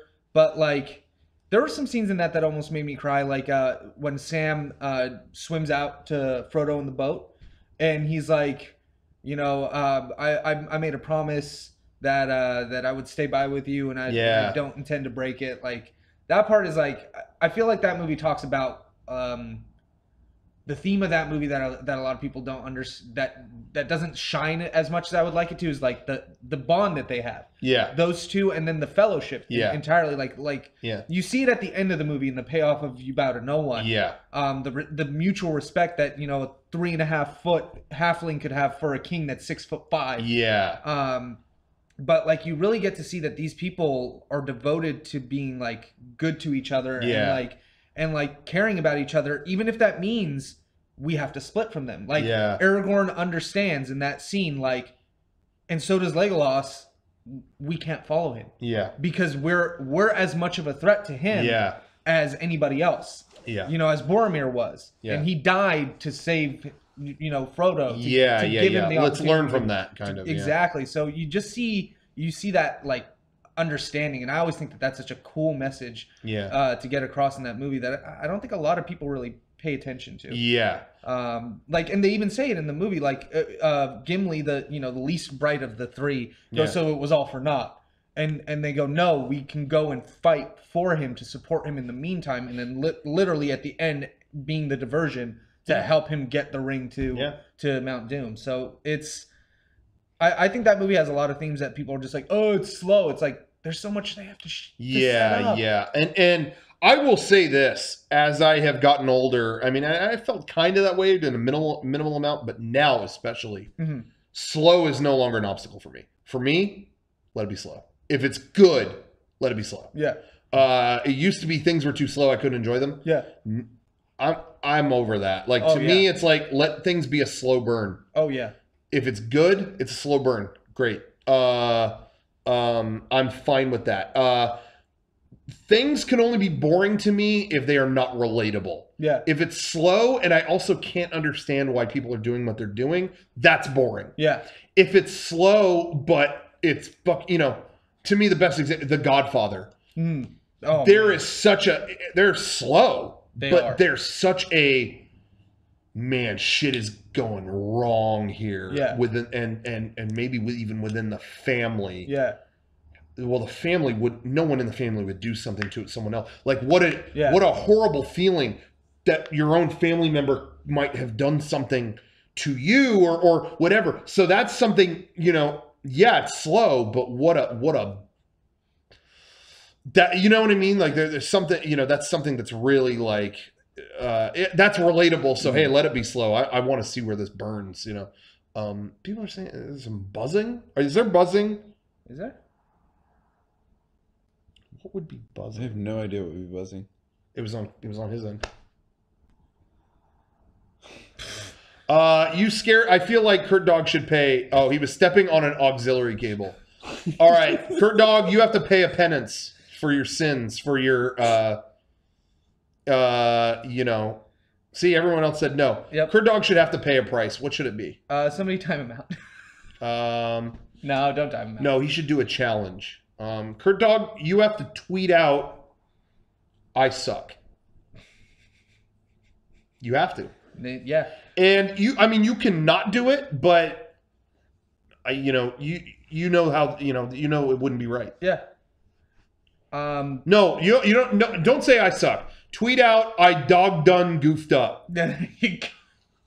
I dog done goofed up. No, you don't need context, but you have to tweet that out.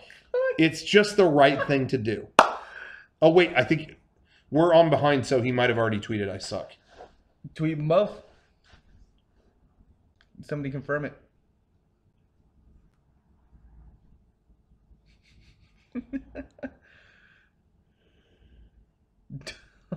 I dog done goofed up. Let me just verify. There it is. I dog done goofed up. Perfect. All right, I'm retweeting that. Perfect. Thank you. We're safe. That reminds me. I was just watching this morning. I have the. You did the right thing. I have all the Looney Tunes collections on DVD. So I've just been watching from the first.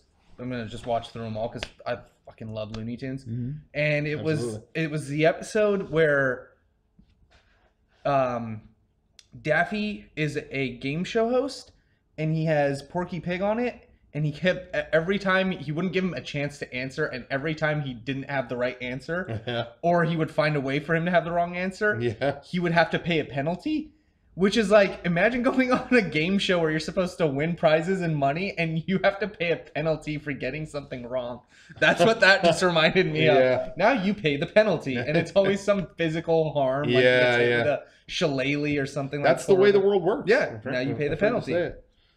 This is interesting. Sorry, not to do. I'm looking at Kurt Dog's Twitter now. Sorry, but he retweeted something about Nintendo. A journalist retweeted something about Nintendo. I forget the Switch is region free. I forgot about that. And they just said today the Nintendo Switch is not region locked. They also said today you can have up to 8 accounts on a Switch system. But now they're saying like you can access, in terms of the eShop, it's like, shit, we might be looking at a situation where you can get the Japanese eShop. Oh, wow. Because Japan gets games way ahead of time sometimes. Yeah. Well, PlayStation, you've been able to do that for a while. Like, exactly. Yeah. So, but Nintendo, that's never been possible. So that could be cool. Hopefully that will actually happen. Yeah. That'd be pretty nice. That would be pretty cool. Because I've downloaded all kinds of stuff before. Yeah. I just want them to put up GameCube games. Yes, they have to do that. Like, they have to do that. They should put up Wii games. There's no reason anymore. Like back in the day, I feel like we could have gotten away with it because downloading games was you would still only do like Xbox Live Arcade, or you would do like, you know, specific PSN releases or whatever. I buy every single one of my games on PlayStation from the PlayStation Network, and you can buy the games on you can buy new Wii U games on the Wii U. Yeah. Why can't I get my and why do I have to go to a Wii state? I guess that's the one thing. Yeah. You have to get, like, they emulate the Wii on the Wii U, right? Well, you know, not anymore. Like, they have put up Wii games on the online store that you can play natively on Wii U really? now. Yeah, that is a relevant. I mean, the past year, maybe, they have started doing that. That's good. But I want to see, like, the GameCube games. I want to see, like, all They got to add GameCube games. Yeah, especially, like, going back, the Wii, I feel like we gave a lot of shit to. We were talking about motion controls and you know, well, why are we bringing all this back and blah, blah, blah. Yeah. I put in Metroid Other M last week, and I sat down and played it for, like, 10 hours straight. Really? I have it. I've never played it. Hey, there was one Christmas break, I want to say like 2012. After 2 years of owning it, everyone kept telling me how disappointing the game was. And I didn't like the first hour of it. So yeah, I agreed. But then I was like, no, I'm going to sit down and play it. I had such a good time. Yeah. I like Metroid Other M. Yeah. The story is fucking cornball. Whatever. Absolutely. It's a video game I didn't mind. It was a fun game. I thought the story was pretty interesting as a supplement to whatever the Metroid lore is. I don't care. I don't care that she talked. I don't care that she narrated the whole game, or not the whole game, but just the cutscenes. I thought it was a really interesting, different look into the character. Whatever, but I play video games for the playing, and if it's supported by great story and awesome presentation, all these things that we've come to expect nowadays, awesome. But if when I'm playing the game is fucking fun, really, that's my minimum. Yeah. Like, as long as the game is fun, I will keep playing this game. I'll play it, yeah. I'd rather have it a cool story too, but if it doesn't, okay. And that game is so much fun. Yeah, I really had a good time. It had great controls. I felt like, you know, some of the stuff was a little aged now. Going into the first person to do certain things was a little clunky. Sure. But that could also just be the distance from me to my TV. It's only like 6 feet, 7 feet, you know? Sure. But either way, like, the game itself is everything I loved from the original, like, Super Metroid style games that they did on the Game Boy Advance, they did on the DS, And well, I don't think they actually did one on the DS.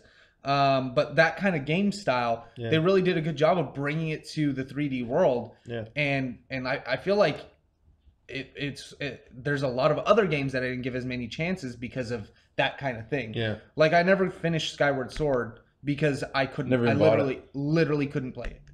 I'm like, okay, stab. Yeah. No, okay, fuck this. I'm done. If you're not going to do the basic action of the game, I'm done. And so I turned that game off. For me, it wasn't even the controls that I had every now and then difficulty with the control, but not really. For me, I felt like I was getting cabin fever going to the same areas over and over. I couldn't get behind that. Which is so weird because that's what Zelda games were always so great about is like, hey, look at this big world you can go to. Yeah. And like you rarely come back to the Temple of Time, or you rarely go back to a village once you're done with it unless you need something. And at that point it's like, oh, it's cool to come back here and things are a little bit different now too. So like, you know, the world, Final Fantasy did this too. The world has changed. The impact that you made on it has changed.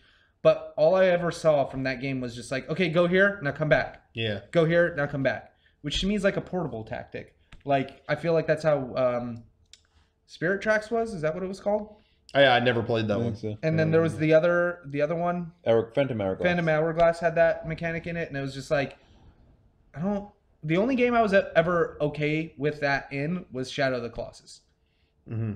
Because it was like set up in the game. Like, you're here, this is who you're trying to save. Sure. So you go out, and then the levels are the fucking Colossus. Yeah. And that game, you know, was very, very different altogether anyways. Sure. Like, I remember talking to, I think, Eric about it later, and he's like, God, like, I really appreciate and respect and think that game did a lot of really cool things, and the soundtrack is great, and, you know, all this kind of stuff. But, man, the controls they would make me nervous. It would, like, fuck with me, and I'm like, yeah, they made you feel like you're climbing a Colossus and about to fall off, right? And he's like, oh, yeah. Yeah. I'm like, that's the point. You're not supposed to be a god in this game. Yeah. Like, you're climbing a massive beast that can literally throw you off of him. If you don't have enough grip strength, you're done. Yeah. You're getting thrown off. It's so funny. I think we talked about this the other day, but if I recall correctly, the creator of that game even said they didn't want to have the gauge on there. Oh, really? Like, they thought, yeah, because I mean, if you look, their games typically don't have a HUD on the screen at all. You're right. And I think he kind of caved and put that there because people were like, I gotta know. And he's like, I wanted you to get used to it and know how long over time how long, you know, like instinctually you learn, hey, you know, it's like, you know, it's real. Like, hey, I've been on this guy for a long time. I'm gonna get thrown off. Yeah. You know, like you instinctually learn those functions. And he's like, I just couldn't sell anyone on that. Yeah. I think that's what I heard, unless that's bogus, but that would, I mean, because otherwise you would have learned, but how long would you have stuck through? Yeah. To learn, you know? Yeah, I don't know. But anyway, yeah, it's a good example though. What was I gonna say? But anyway, going back to Other M. Mm-hmm. The story was ridiculous, but I've never played Metroid for the story. No. I think the world is cool, but if it's a little hokey, it doesn't really bother me. You know, and I kind of feel that way to a degree about, you know, I play different games for different things. There are bad performances in Resident Evil. Oh, yeah. Every single one of them. And none of them bother me. Yeah. Resident Evil's hokey, it's not, that's part of the charm. Yeah. And I kind of am there right now with this video, the trailer for the new Zelda. Some people are saying, ooh, the English voice acting is not that good. I don't know. I kind of tolerate cheese for games. Yeah. Just like Shenmue. I love Shenmue. And that, I mean, come on. How would you like your haircut today? You know, it's hokey. But Zelda, do I take Zelda seriously? Sure. But not the story. The story is kind of goofy anyway. I don't know. It does awesome and incredible things with this kind of video game world. And I don't know. The voice acting, it's not like they took a great performance and destroyed it. Yeah. To me, it's just, I don't know. It's hokey. It's fine. It's a Nintendo game. Yeah. It doesn't really bother me. personally. Yeah. Although the Japanese voices were cool, they were. Might be cool to play it. Might be cool to play it subtitled. But, I played a good 10, 15 hours of Final Fantasy 15 with Japanese.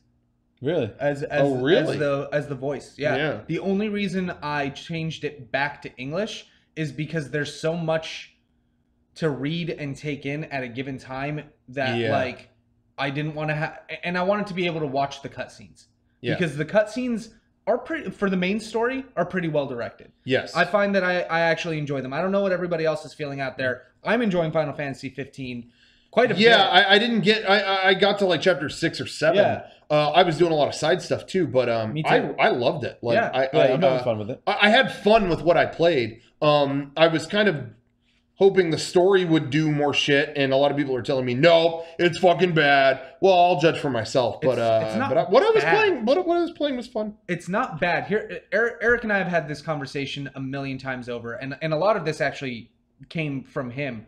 He goes, JRPGs are what gave all other games everything that makes them good right now. Yes. Open world, leveling up, new items, new party members, whatever, all this stuff, you know, customizable crafts and making your own items and magic spells and all whatever you might need. Yeah. They're still doing that. Final Fantasy 15 is no different than Final Fantasy 7 to me in the way that it's played outside of the combat. It's the same fucking game. You have a story, you're in this world, you affect nothing in it. Eric told me one of his coworkers said it's an amusement park. You're there, and I feel that way. I'm like, yeah, I'm here, and I'm in Lestalem, the amusement park of Lestalem. I can't move a goddamn chair in that game. But that's what I'm used to in a JRPG. These are all traits of a JRPG. It just didn't grow up. Sure. But I will say though, comparing it to like 7, I will say the Final Fantasy games did used to be completely driven by its characters and their story. And I don't feel like that's being done right now. I feel like it takes a while. It feels like Final Fantasy games as of late have been, check out how cool these guys look. Anyway, we're going to go do stuff. Whereas before, it was like watching Star Wars. Yeah. It was, you turn on the game, you only have Cloud. Here's Cloud. I was part of an organization called Soldier, but I can't remember a lot from the past. Okay, and you play as him. Oh, I run into a flower girl. Hi, I work in the slums, but I have this weird thing. People told me I'm one of the ancients, and I don't know what that is. Really? Well, this company I worked for said they were trying to kill you people. You should come with me. It was all driven by that. And I do feel like Final Fantasy can be fun, but it's lacking that. Yeah. Where it's all driven by that stuff. Because it used to be, when Final Fantasy 7 ended, I was like, what a fucking story. And now when Final Fantasy ends, I go, that was a fun game. Yeah. Both good, but different, you know? And so I could see old fans of Final Fantasy going, I kind of wish it had this. You know, I totally get that. Yeah. But that's not to say I wasn't having fun with 15. And you know what I think changed that? Because I was thinking about that myself. When I was where you're at in the game, and I'm like, I don't know. I just feel like where's the thing about a Final Fantasy game that always makes me compelled to keep playing it, even though I hate turn-based RPGs now, especially. And I realized I still love that stuff. Yeah, turn-based, give it to me, whatever. No. I'm down. I realized it now. You have a mission list, so you know what your side quests are. Yeah. Back in the day, you only knew what your main quest was. Yeah. And side quests were almost hidden. I remember having to have a notepad and write down things that I'm like, oh, that might be a clue for later. So I don't have to, like, you know, go back and try to remember something that I, you know, obviously wouldn't remember in a 60-hour game. Yeah. So for me, once I started focusing more on the main story and less on doing like monster missions and like, you know, fetch quests and whatever, I'm like, oh, this is fun. This is really cool. And I put almost, if not 40 hours already into that game. I'm at like chapter 13. And like, I think it could have had much better this or that, or they could have improved, you know, how the traveling was or the load times. Sure. But at the same time, that game's one of the best looking games I've ever played. Sure. Like, I agree with that. You get out over a peak and it just spreads out and you understand you can go to any part of that map. Basically. Yeah. And like, you really can. You can go almost anywhere that you see in that game. And that's really impressive. They made a great world with that game. Yeah, and that's what I like about Final Fantasy games. Yeah. Like, what did you tune in for? 12 is generally, that's my opinion on it too. 12 has some pretty cool characters, but nothing ever really comes together with them. And the story is really not that interesting. But what a great world. And I will say that has some of the best gameplay of maybe the best of the whole series. Oh, really? It is all, they're re-releasing it on PS4 in a few months. You should definitely look into it if you never played it. 12? Yeah. 12, you only, you basically, you can kind of sometimes control your character. You're the main guy, and that's it. But generally, your whole party is programmable. And some people didn't like it when it came out. It was like, you don't even do anything. The fights start. Is that the one with the... Yes. Okay. The fights start and everyone just starts auto-attacking? What the fuck? And yeah, I agree. I was put off. But then you realize, oh no, you program them and you get so in-depth because what you do is every character you go, all right, if they hit me with fire, you hit them with ice. If it's all if then. Oh, really? It's like programming a fucking website. I mean, you go, okay, if I get hit once, have my character strike back. If I get hit twice, if I get hit 3 times, have the whole party fucking jump on that enemy. Fuck that guy. All right. If you know what I mean? Like you program every piece by piece by piece by piece. And that ended up being so fun because then Mariel was playing it at the same time and we would talk to each other. Hey, you know what's working really good for me is you have one guy just spamming heals the whole time. But if anyone hits him, he counterattacks. Yeah, that's working good. Whatever. I'm making shit up, but it just became you would have to strategize every scene. And then what's great is then you get into a fight and you watch it all play out. Okay, he gets hit and he does that. He gets hit and he does that and he gets hit. And you could almost put the controller down and just watch that. But you can control your guy. So in case shit went wrong, you could go, okay, do this instead. Do this instead. Yeah. But it was a really fascinating game. And the world was so well realized. So well done. And I feel like they transferred that into also 15. There's like a wait mode that you can play. Like you can actually take turn. Yeah, Dominic did that actually. You can it makes it kind of turn-based. Yeah, which for me I'm like I don't understand. And I think you can like upgrade it too in the story, which is like why would I waste my ability points on wait mode? If I'm not going to play it. That's how you prefer to play it. Some people do. Dominic liked it because it kind of brought it back to that old RPG. It was, okay, enemy, stop here. Okay, what do you want to do? Attack? You want to defend? You want to... And then you would do it, and it would do it. And it would just, it's almost like Fallout. It's more close to Fallout than Final Fantasy. Interesting. You'd have a few seconds to kind of decide. I played Chrono Trigger with wait mode on. Oh, okay. I liked it. Yeah. Oh, yeah. Chrono Trigger, I think I played it that way too. Yeah. Because I could never do the active mode in those Square games. Like when I was younger, I was like, I don't know, it's fight. Like everybody just hit fight. Yeah. Until I got old enough to realize you can't just play that way. Yep. But that's partially why I don't, because I understand how to play RPGs now. Yeah. That's why I can't play them. Yeah, it's funny to me because the Final Fantasy games used to be the hardest thing in the planet. When I was a kid, I was like, how can anyone be so good that they can beat a Final Fantasy game? And then I got older and I go, oh yeah, you can't just get the best sword and keep hitting attack. Yeah, which is exactly. And then I played Final Fantasy VI, which I always thought was the hardest game ever. Yeah. And I played it on a Game Boy Micro, and in I took a shit 3 times and beat the game. Like it was seriously like, I beat Kefka? That's the final thing. Oh, it's just, no, you're smart. You use haste. You quicken everybody up. Okay, you got the right shield. Okay, you did. It's like you strategize, and then if you're remotely, you do it. But anyway. Chrono Trigger. Speaking of Chrono Trigger, I just can't understand if Square made a new Chrono Trigger tomorrow. Do you realize the internet would be on fire?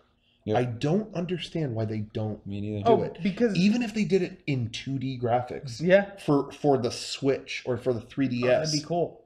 Oh my god. They did a DS re-release of Chrono Trigger, and that sold okay. And then Square was like, "See, it didn't sell that great. It must not be an audience for it." And it's like, well, we've had this game for 20 years. Yeah, I have 8 copies of this game.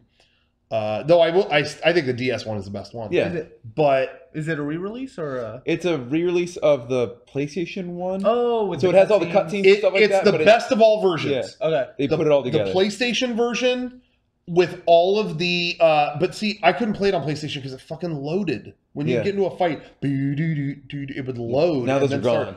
All the loading is gone. Nice. It's as snappy and fast as ever. And the anime cutscenes are in 2 screens, so everything can be at the bottom and the fight can be at the top. It doesn't have to clutter it. And I guess they added a bonus dungeon. Yeah, never played that one. That when you beat it, you can play it. I don't remember if I did or not. But anyway, that's pretty cool. I am in the mood to play that. As of saying that, I'm going to tonight put that on my 3DS. Yeah. And start playing. Yeah. I Am Setsuna was an RPG they released this year by Square. Started putting together small teams. Like, hey, let's have small teams make small RPGs, and they did one. And it's got like the same controls and shit as Chrono Trigger. It's meant to be a throwback to Chrono Trigger. Should have just made a new Chrono Trigger. They should have. If that little game was called, Chrono Break. At one point they were copywriting the title Chrono Break. If they made it a new Chrono game in that, and it was that budget, just a small 2D game, I'm there. Yeah. Man, bring Akira Toriyama back, do some of that artwork. Oh. Yeah. Oh. But you know how the biggest problem is now you have the community to deal with. Like, everybody a week before the thing comes out is all excited for it. Like, all I can see in the chat and all I can see online everywhere. Oh man, I'm so excited! I'm so hyped for Resident Evil 7. Oh my god, I can't wait for Resident Evil 7. It's gonna be so much. Oh god. Forgetting that we got shit on for the last game. Yeah. Resident Evil 6 was one of the worst games I've ever played. And that's not an exaggeration. I didn't want to keep playing that game. I turned it off because it was bad. The day it comes out, 90% of those people are going to turn. They're not going to get what they wanted. So they really went with one thing is wrong? Oh, never mind. So they're not going to do a third person that wasn't a... People about face on such small things. Yeah. So for me, I'm just like, good, make new shit. Make I Am Setsuna, have no expectations, and have a game that's fun. Yeah. Like, I have a library of games that have 10 different titles in that series. Like, it gets to a point where I'm like, I've had enough of this. Yeah. I don't want to play anymore. Like, even to the point where I'm like, games that I really, really enjoyed, like, I like the Mass Effect trilogy. They're releasing another one. I'm like, okay, it's about time. But I was kind of done with it. Make another game like it. That's what they did with Dragon Age. Yeah. Hey, this game is working out really well for us. Let's make one in space. Yeah. Oh, cool. Now we have fucking Mass Effect. Yeah. Make another game based off of that. Make something more, engaging than just an extra game in the series. That is kind of what you just said is kind of where I am and was with Uncharted. I was pretty complete.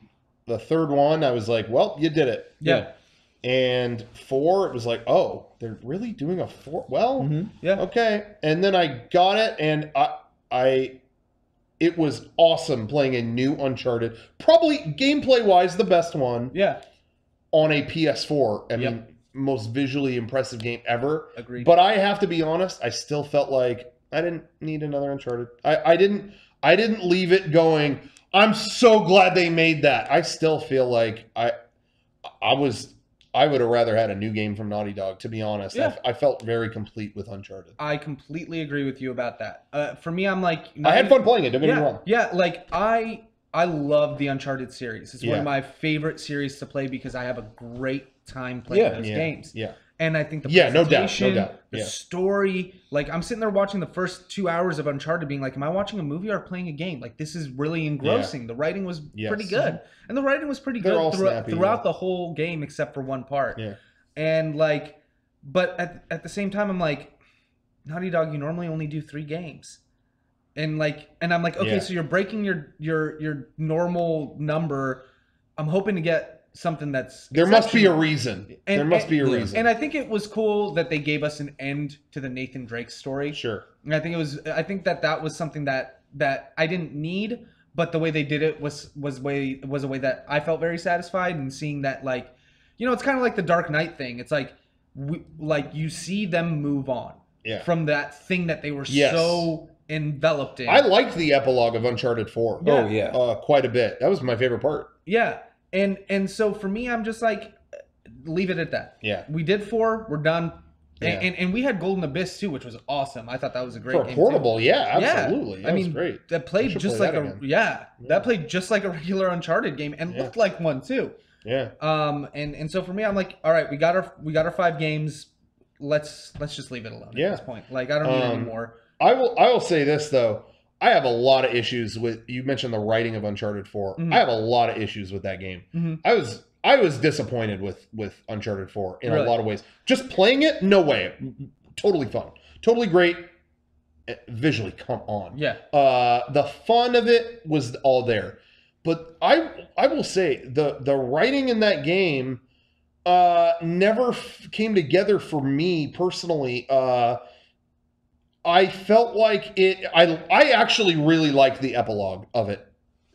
It shows that it all did pass on, and they were able to, I think it's a great statement on having family and not surrendering your passion. Yeah. They are all together, and you know what I mean? Like they share this great thing together. Yeah. It wasn't about, well, now I'm married and I can't fucking explore anymore, but that's okay because I love my wife. She's so cool. Yeah. It wasn't anything like that. It was okay, but it was, it was a shared thing, and it was really special. I like that. My beef with it was lack of. There is still sacrifice involved in these things, and in Uncharted 3, kind of set up this thing of like, you are pressing your luck. Yeah, and if you keep doing this, it will cost you. Yeah, and though I liked where Uncharted 4 ended, we've all played it. Yeah. Okay. Yeah. Sorry out there if you haven't beaten this, so I'm going to go into. I like how Uncharted 4 ultimately ended up, but in the middle there, I feel like there was never that point of, oh no, I did lose something, and I can't just run out on my own. I've got to do it right. I can't just put my neck on the line, because all that happens is like Elena realizes, you lied to me. You're going on an adventure. Yeah. And then she joins them. There's never like, oh fuck. And I'm not the kind of person that went into the game going, they should all die. Yeah. I wasn't thinking that. It's a pulp story. Nathan Drake shouldn't die. Yeah. I thought maybe he would, given how they promoted it. But, I'm glad he didn't. Yeah. But there still wasn't a loss or like a, whoa, like a moment where he really lost his marriage. Like she's right there with him. I thought towards the end, you had these flashbacks with the brother, and which were kind of like not that fun to play. I mean, for a minute they were kind of neat, but like, all right, what are we doing? Like, and then at the end, all the shit's going to hell, and the brother gets stuck in the thing, and he's like, "Go on, man! Like, you made good." And I thought in that moment, there it is. Yeah. There's the sacrifice. He lost his brother, but he's going to live on and do his family right. Yeah. Nope, he saves the brother. Let's go. And the brother goes and gets a job. It's, like there was not really this a sacrifice or a I don't know. To me, it lacked risk. I'm not saying kill everyone. Yeah. But there wasn't a like, wow, that story took some fucking gambles. Yeah. I never felt that way.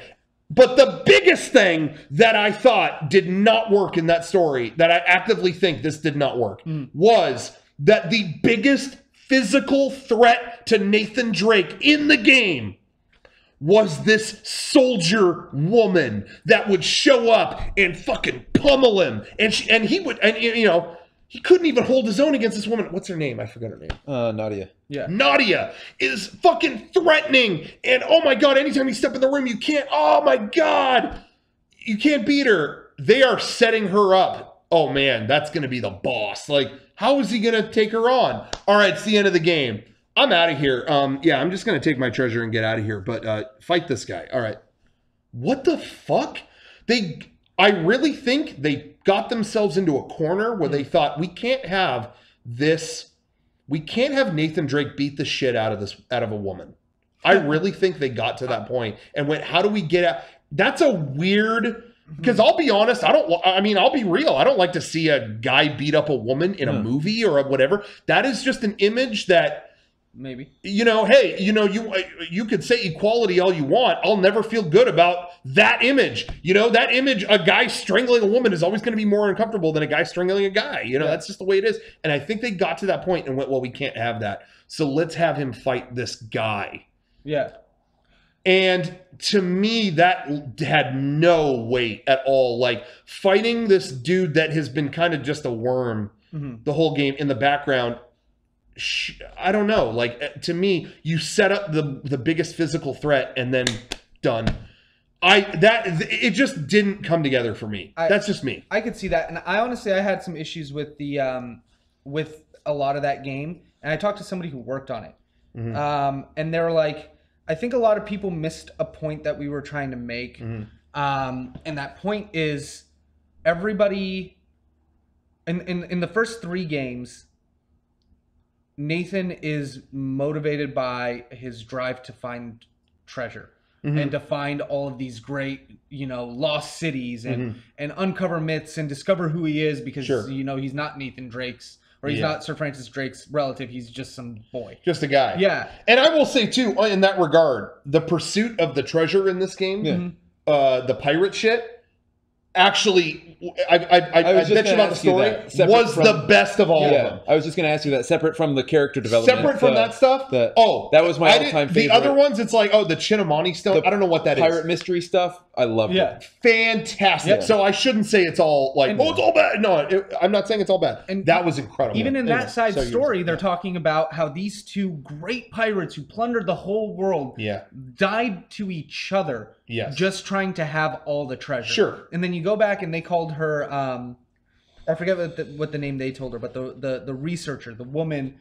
in the house that when you're in the flashback, because I'm because that was my only gripe. I'm like, there's the one scene where you're like going through the house and trying to find out more about your mom, and I'm like, this sucks. This really, like, Eric was watching me play. I literally fell asleep during that part of the game, and I was talking to this person, and they're like, this person, old, frail, has no one, but has all these treasures, all of these tokens. That's interesting. All of these great I didn't even think about that. All of these books and journals and notes and blah, blah, blah. They don't have family. They don't have anybody who cares about them. And they die alone. I didn't even think about that. Same thing happens to I was Rafe. like, what was the point of that? Same thing happens to Rafe, which is how Nathan Drake could have gone. That's why he's there from the beginning when they're at the prison. And he's fucking extreme. The only thing he cares about is getting his treasure. And everybody else is focused on, you know, like, they're in it because they're actually... You know, that's why Elena goes out and follows him. Because while she's pissed that he lied to her, she wasn't ready to give up that life either. She loved the exploring. She wanted to go see these new worlds. It was her most valuable treasure she could still have. Yeah. And together they could go do that. And that's why I love that epilogue so much, because it really ties that theme in. It's like, that's true. That he has the richness of his family. It was he didn't sacrifice that for that. That's true. And even at the beginning of the game, you think about where is all of his shit that he had from his great adventures that we saw from 1 through 3 in the attic, where he never goes up, or he goes up by himself and plays his little gun game. And that's it. And then at the end, in the epilogue, it's everywhere. It's part of their life. They are world-renowned explorers and that's journalists true. and everything. That's very true. And they end up with a life that's very fulfilling. That's a good point. With their friends, with his brother, with his family, because they were able to, like, take a second and look at their lives and go, I'm killing countless people just to get to these treasures. I'm putting my life in danger. I'm lying to my wife. My brother lied to me my whole fucking life about being dead. And now, here we are at the end of this, we're actually all together. And Rafe dies in the bottom of an ocean, having his back turned on him by a woman that he paid money to get treasure. And that woman's like, I'm not risking my life for fucking treasure for you. Fuck off. So the moment she has the opportunity to bounce, she bounces because she has that clarity too. Sure. So for me, I think that theme was like, it was peppered in. But I even needed it to be explained to me because I didn't see it the first time. That's interesting. I didn't see it because the scene with the old woman, I could give a shit. I was like, what's, because I read, and honestly, I read they did like a postmortem and they said in that flashback scene, there was going to be a sword fight between you and on guard. And that was kind of the callback to at the end when that's what the last thing you have to do. It's kind of recalling that skill.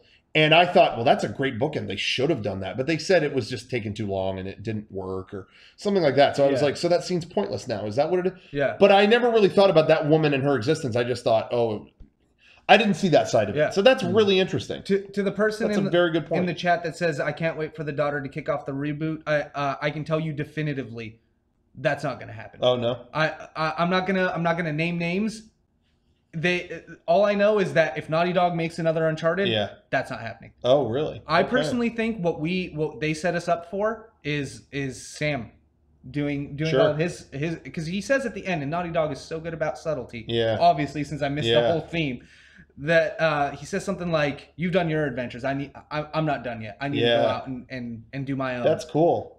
With that realization now of like, we got the treasure and it almost cost us all of our lives. Yeah. So I think we're gonna see a Sully and Sam, or at least that's what I think the DLC is gonna be. Which I would be that'd be fine for me. I'd be down to play that kind of Uncharted because he's a totally different character than Nathan Drake. Yeah, they're brothers, but he's like different. And again, I do appreciate that ultimately the message of it was, you don't have to fucking throw. Honestly, it's a similar end note. Yeah. To this is random, but The Dark Knight Rises. Yeah. They have very similar tones. What does Batman keep saying through the movie? I haven't given everything to Gotham. Yeah. Not yet. He keeps insinuating he hasn't given his life yet. You know, he's given everything. He's given this. He's given that. He's lived in a fucking cave. He's shunned himself from the public. He's done all this, all in the name of protecting Gotham. It's for the city. It's for the city. And Alfred is like, you've already given so much to the city. Like, no one's asking any more of you. No, but I have to. Blah, blah, blah, blah, blah. And it was kind of the notion that you can give a lot, but you don't have to die. Like, you can only give so much. Yeah. You're entitled to a peaceful life too. Mm-hmm. You're brave for what you've done, but you as a human also deserve to live too. Yeah. You're one of the people that you're trying to save. And that's how that movie ended. It was kind of the notion that the childish notion of I have to die I have to whatever. And he gives a tremendous amount for the city. Mm-hmm. And the grand finale to it is eating lunch at a cafe in France. You know what I mean? It's like, I can just be this now. Yeah. It's okay. And I like that that's Uncharted kind of had that message too of like, it's okay. Yeah. But I don't have to give it up either. I don't have to not explore. But maybe this is something that we can approach reasonably as a family. Yeah. And have that. I don't have to give up who I am. There are too many stories out there where you see them get married and then I hung it up forever because I got married, and it's like, honestly, that makes marriage look like shit. Yeah. Because why would I want to give up what I love as a human being to be married? Whatever. That's the wrong approach. And I liked that Uncharted had a story about that. And that was really cool. Yeah.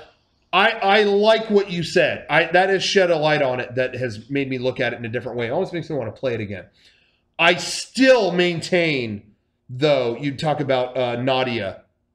I still think in the design of a video game, I still criticize that. I still think she was created as the physical threat of the game. Story aside, that story stuff is a very good point. Yeah. But I still think she was made as the physical threat of a video game. And then when you get, fight this wormy guy. I still don't think that, I don't like that. I can see that. But the other story stuff, I agree with. Yeah. Well, they kind of did that stuff in the first Uncharted, where it was just this side character. Yeah. That you never thought it was going to be the final battle with him. Sure. Yeah. And it was this main guy, and it ends up being Navarro. Sure. The little dude that's with them the whole time. But for me, it's not. Yeah. And for me, the disappointment in that is not even that it's not, I don't get to fight Nadia. It's that this emotional final fight of Uncharted is with a guy I did not care about. I was like, fucking kill this guy. He was not really someone that I had to put a lot of weight into. Yeah, it's Nadine. Nadine, sorry. Whoops. Whatever. But whatever. But you know what I'm saying. Yeah. Anyway, so that I still probably criticize, but that's interesting with the rest of that stuff. That's a great. I'd like to play it again with that in mind. Yeah, that's really cool. I think it would make her character seem that departure would make a lot more sense. Yeah, because she doesn't give a fuck. She's not going to put her life on the line and fight somebody exactly just for treasure. She got the treasure she wanted. Yeah, and she got the money from this piece of shit. And now Rafe is just a little wormy rat, and you have to beat him in a sword fight, which removes all physical attributes out of. I mean, not all of it, but it removes a lot. Sure. Nathan Drake's already weathered and beaten from being in a fire, trying to get to his brother and all that kind of stuff. So yeah. For me, it made sense because I could tell that Rafe was going to be the ultimate main villain. But yeah, I feel like some sort of like altercation between him and Nadine would have been, some sort of payoff. But I think Uncharted, or I think Naughty Dog always has a good way of giving you like not necessarily what you feel is right, but what makes the most sense in a story. Like the ending of Last of Us, I remember thinking about that for like a day and a half. Yeah, like, that was perfect. I'm like, hold on, what? And then you think about it, and like you spend a lot of time like mulling it over, and you're like, oh, okay, like why? Yeah, why would he sacrifice this person when every place he's ever been to tried to kill him? Yeah, why would he help these people that are not willing to just be like, civil? Sure. I was going to say, I was just going to say as a side thing or whatever. I love that the new Uncharted chapter we're getting is Chloe. And it's like, where was she? And here we go. Yeah. I loved her character. I really enjoyed her character in 2 and all that stuff. The black-haired one, right? Yeah. Oh, cool. I didn't know they announced it. They did at the PlayStation Experience. We're getting a new standalone Uncharted chapter. And it's Chloe. And it's her. It's where she been. And Nadine is in it too. Oh. Yeah. But anyway, I was so down when they showed that. I was just like, I kept thinking, what's the next chapter going to be? Is it going to be the daughter? Is it going to be whatever? And then when it was Chloe, it was like, oh, okay, she was tough as nails, and I don't know where she was during all this. I'm down. Yeah, I'm totally down. Going back to Naughty Dog's story stuff though, that was my concern when they announced Last of Us 2. I was like bummed out. I was like, that ended so perfect. It's Joel and Ellie again. Like I don't want them to be back in it. And I honestly still feel a little, because I mean, you know me, I've said that a million times. I don't need more Joel and Ellie. And I trust Naughty Dog. Done. But I trust Naughty Dog. But I went and saw their panel at the PlayStation Experience. I was right there, and they came out, and I'm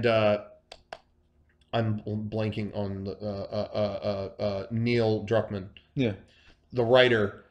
What I loved is they came out and so Last of Us 2, and the first thing out of his mouth was, I just want to say, I know everyone's thinking, how did it ended? Why would you continue that? How could you? Please, that was just please bear with us. That was the first, that's been on our mind ever since. Trust me, that's what we have thought of since day one. And we're only doing it because we thought of a story that was worthy of. Really? Continuing. Yeah, he said we had stories in mind. He even flat out said we had stories in mind about other people and other stuff. Like he addressed that. Wow. And he said, but it was never as strong as the stuff that we spitballed about. What we kept throwing things out about where are Joel and Ellie right now? What would they be doing? And we came up with stuff that was like, oh man, can you imagine? Dude, if we actually did that, wow. And he said, and any other idea we came up with never hit as hard as what was happening with them right now. And then Troy Baker chimed in and was like, yeah, we were outside some event in the UK that we did. And we were just in an alley, like, I was drinking a bottle of water, just, taking a break during the event.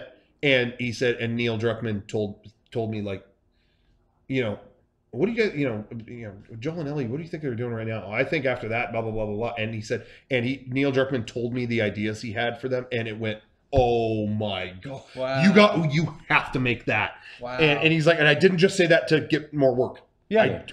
I just thought you have to do, I know, Troy Baker could fucking share the wealth, all right? Yeah. But but he, give me a go. He said, yeah, it was like, that excitement, it was just, yeah, we got to make that game. We have to. Absolutely. Okay.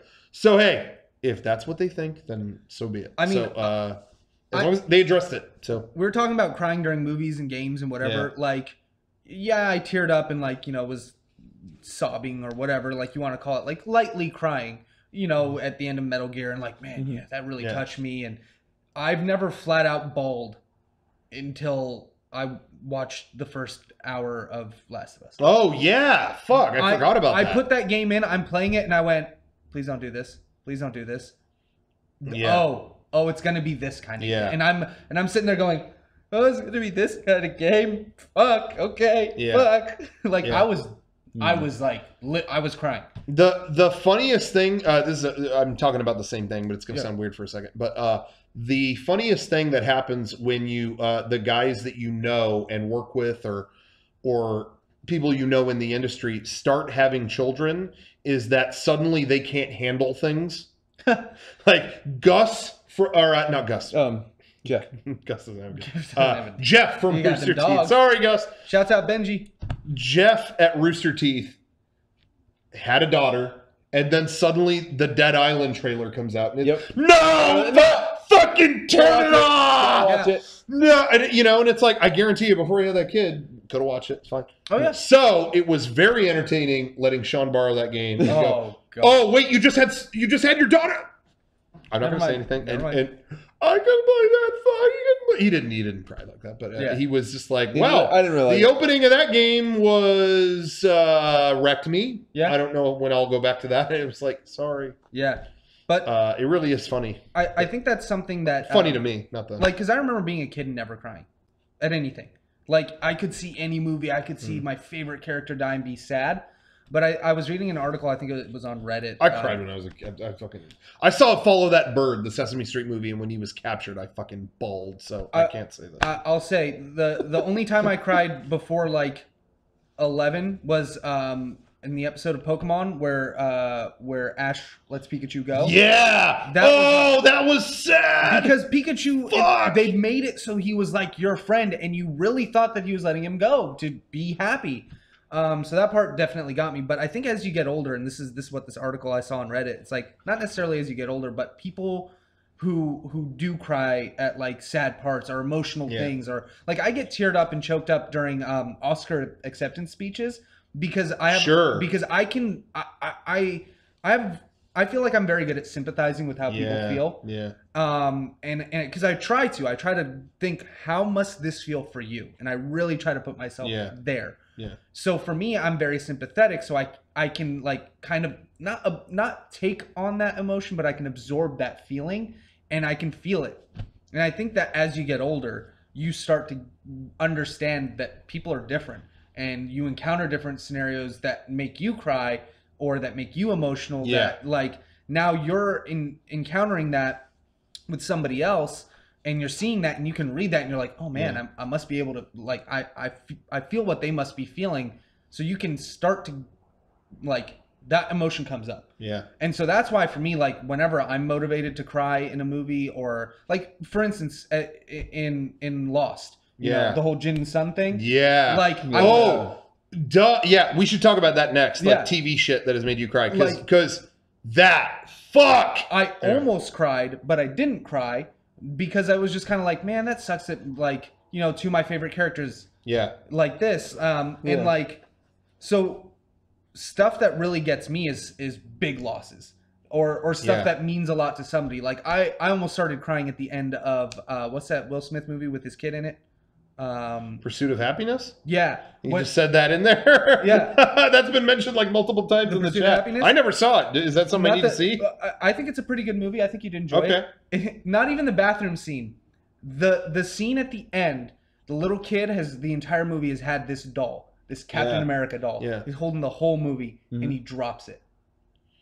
And I was just like, I remember being a kid and losing my favorite toy.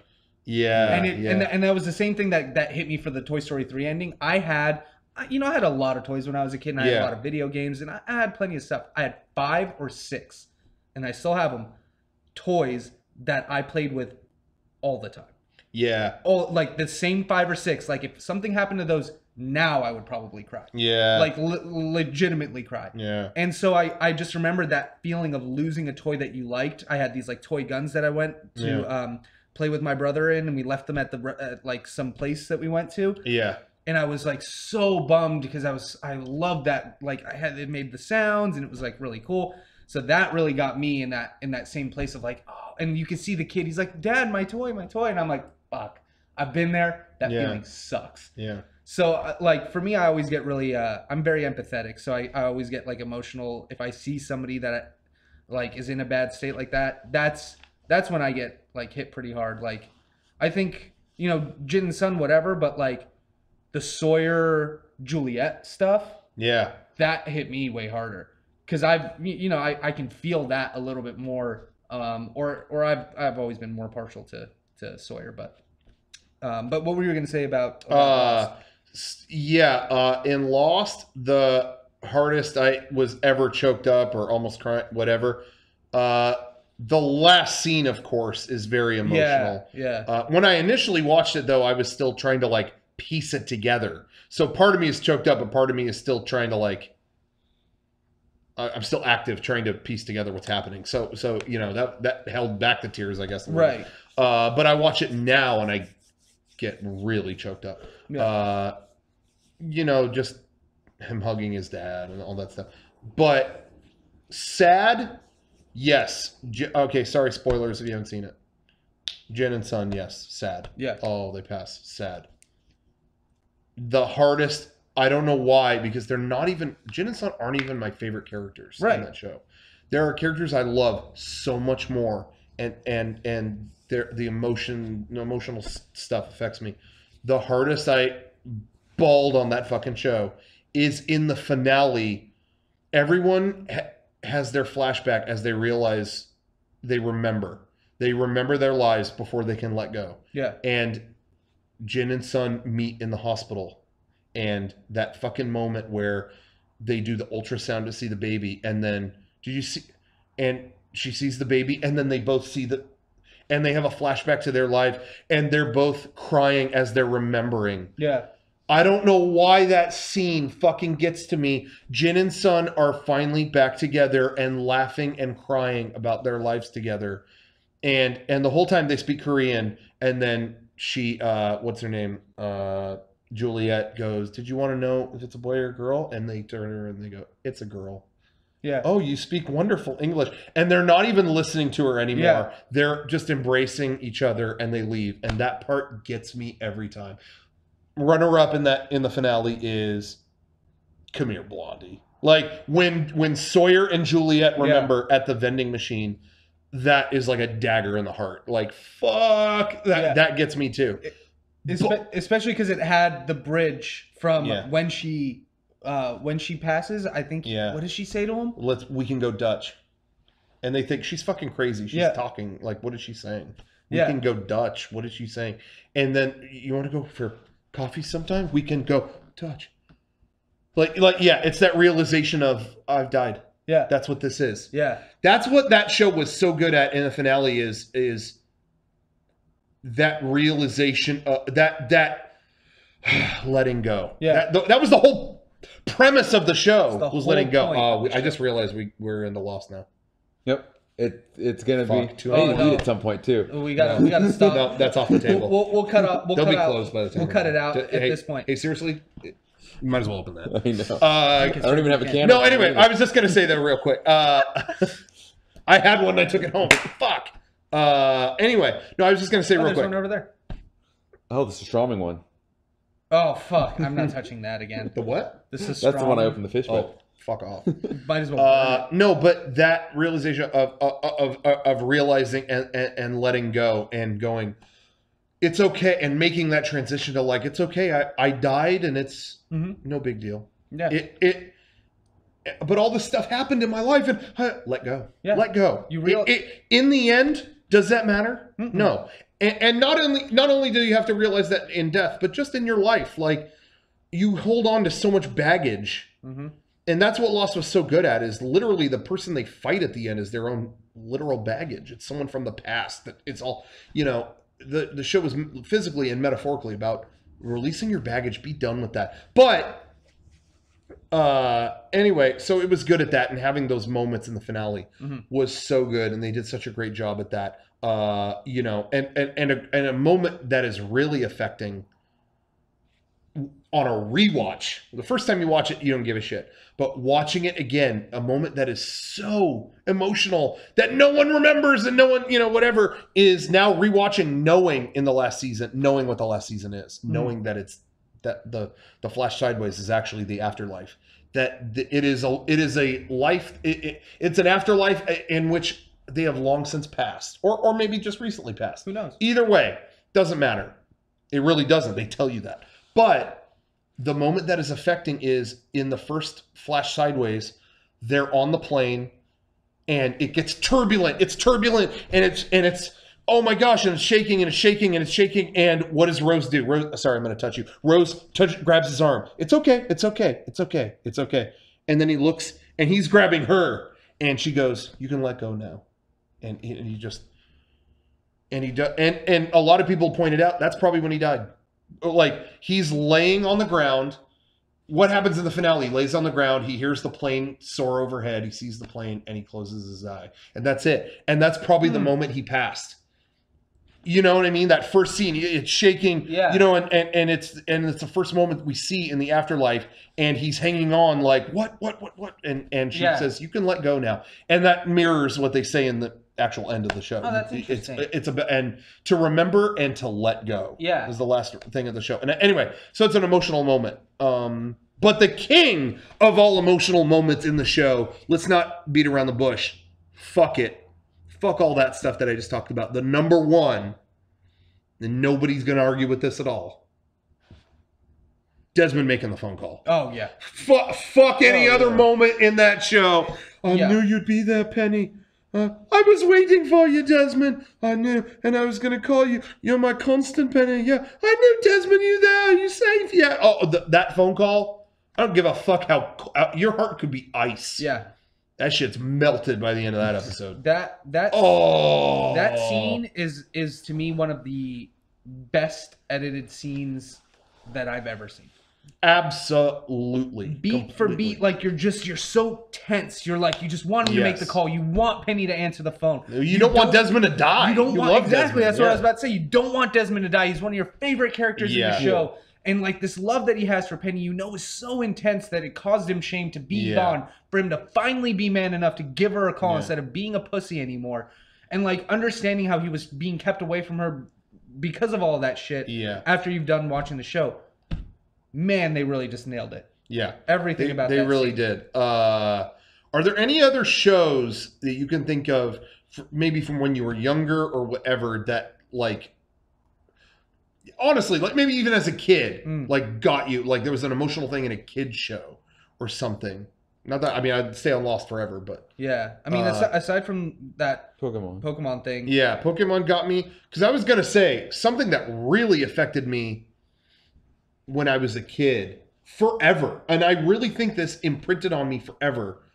In terms of, I appreciated that a kid's show did this so maturely, and it's always made me appreciate when a show, either for kids or just a stupid show, can do something bold or do something emotional. And I've always tried, even in making Mega 64, I've always wanted to add emotional things. Yeah. Not all the time. If you do it all the time, it's not, no. But like version 3, you see all the episodes, they're crazy. But when I wrote the last episode, I wanted to have something that would make you misty-eyed in it, because I like when a show can be totally callous and stupid one minute and then like, whoa, like, and for me, it was when I think what affected me forever with that, where I always want to have that Disney, like, makes you cry moment, was Sesame Street, when Mr. Hooper died. That affected me. And maybe I didn't even totally understand it at the time, but I think back and I go, wow, that affected me. When Sesame Street had an episode where there was a guy on the street who died. A guy who was in every episode. And some people out there might not be old enough for this, but if you look it up, there was an old guy that was always in the show. Sesame Street, it's always like, the fucking puppets are talking with, regular people that live on Sesame Street. Hey, so-and-so. And Mr. Hooper was the guy who ran the store. And they would hang out with him and talk to him and blah, blah, blah.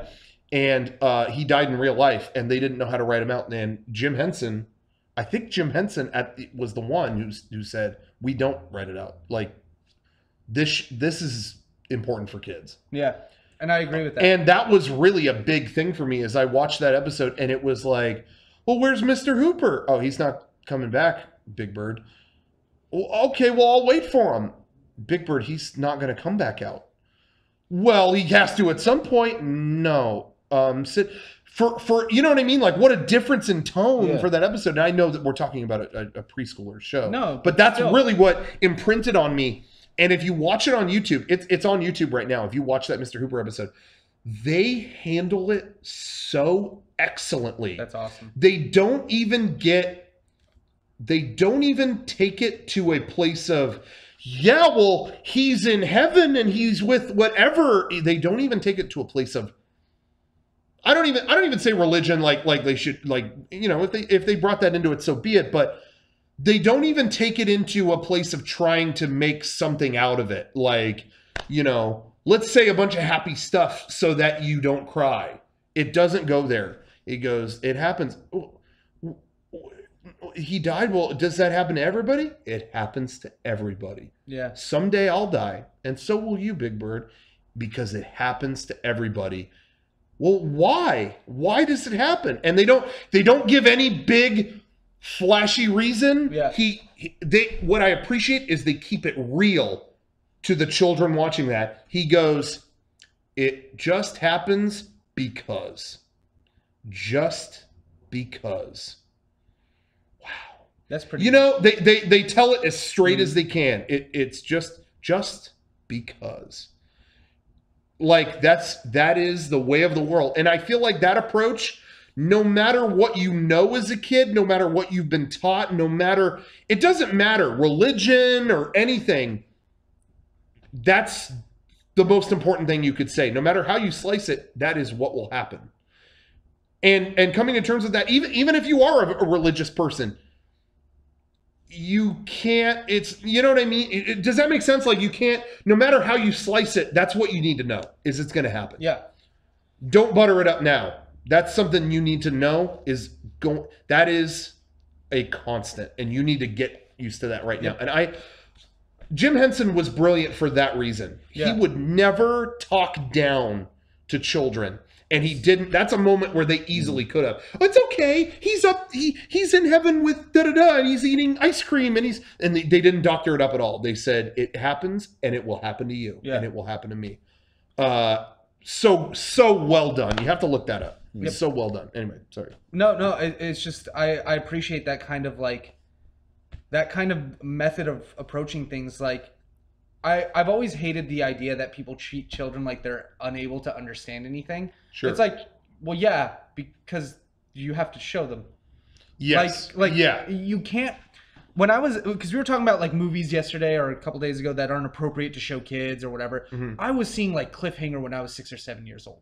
I saw fucking all the worst horror movies, all like the Chucky series, everything when I was like before the age of 10. Mm. But my mom would sit down and talk to me and explain things to me and tell me, these are movies. This isn't real. This is make-believe. When I was too young, I knew from a very young age there was the stuff on screen. It's not real. Yeah, they're like, unless it's on the news. Yeah, absolutely. Yeah, it's not real. Yeah, and like if you ever have any questions or whatever, I'll answer it for you. So they didn't shy away from showing me grotesque or like I didn't really have but like there was no need to feel like, oh, you can't see that, you can't see that. Mm. It was like, hey, if you don't understand something, let me know and I'll help you understand it. And that, to me, Jim Henson coming in and saying, no, tell them that he died, rather than, oh, you know what, just replace him with a new character or whatever. Yeah. To me, I'm like, I wish more things were like that. Yes. Because I feel like nowadays you just have these kids that aren't equipped to handle anything. That's why you have a lot of people with anxiety and a lot of people with like social disorders and a lot of people who don't know how to handle shit. Yeah. Because nobody's shown them how to. Mm. Like, imagine I go, as an adult, imagine you go into another country and you just have to figure something out. Yeah. You're going to have that, like, I don't know what to do. Oh, I don't know what to do. So you shut down, you close up, and you don't do anything. But if you have somebody there who speaks the language and can show you over time, you learn. Maybe you learn the language, or you at least learn a way of communicating. And I feel like something like that, hearing that somebody did that with a big platform like Sesame Street, man, that's so cool. Because I really wish people did that more in general. I don't think they did that because recently, well, not recently, probably in the last 10 years, they had that one Mr. Noodle died. He died in real life. He was in Jurassic Park 3 and stuff. I forgot the name of the actor. But he played a character on Sesame Street and died in real life. And I think they just replaced him. New same character, just new person play. And I'm like, okay, why would you do that? And again, when I say like I like that they didn't sugarcoat it, I don't mean like, again, like it's one thing to give a religious reason. Oh, he's in heaven. But there's also a want to wrap it in such a way where it's no, it's fine. It's this and it's that and it's this and it's that. That's different from being religious. Right. You could still think, oh, he's up in heaven. You could still say that. I'm not saying anything that's anti-religious at all. But you can't say stuff that is not facing the reality of death. And they didn't. That's what I'm saying. It's like they owned up to that, and I thought they did a great job. What is that noise? I have no idea. People like raging. I think it's somebody next door. Yeah, it's got to be. I thought maybe someone was coming over for it now, but there's an episode of Bob Ross where it gets sad at the end. He's dropping hints throughout the painting, and then at the end mentions his wife just died. I've never seen that. I've never ever. Oh, that would wreck me. I love Bob Ross. Yeah, Bob Ross, man. If Bob Ross ever dies, I'll lose it.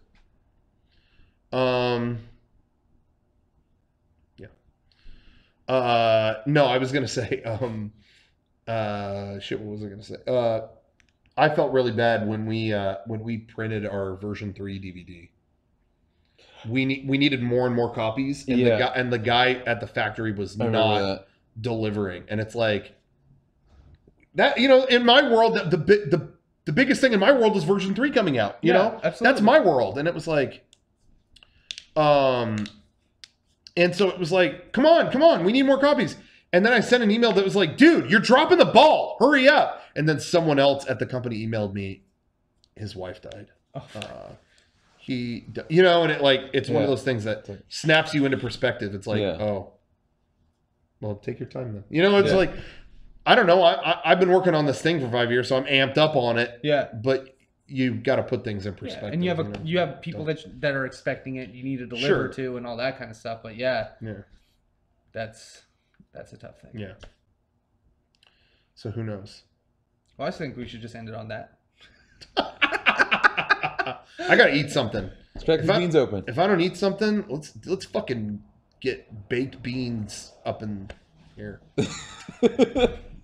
Yeah, just open the can. Kind of cool open improv. Open the can and throw it in the microwave. Just doing like a cool improv game.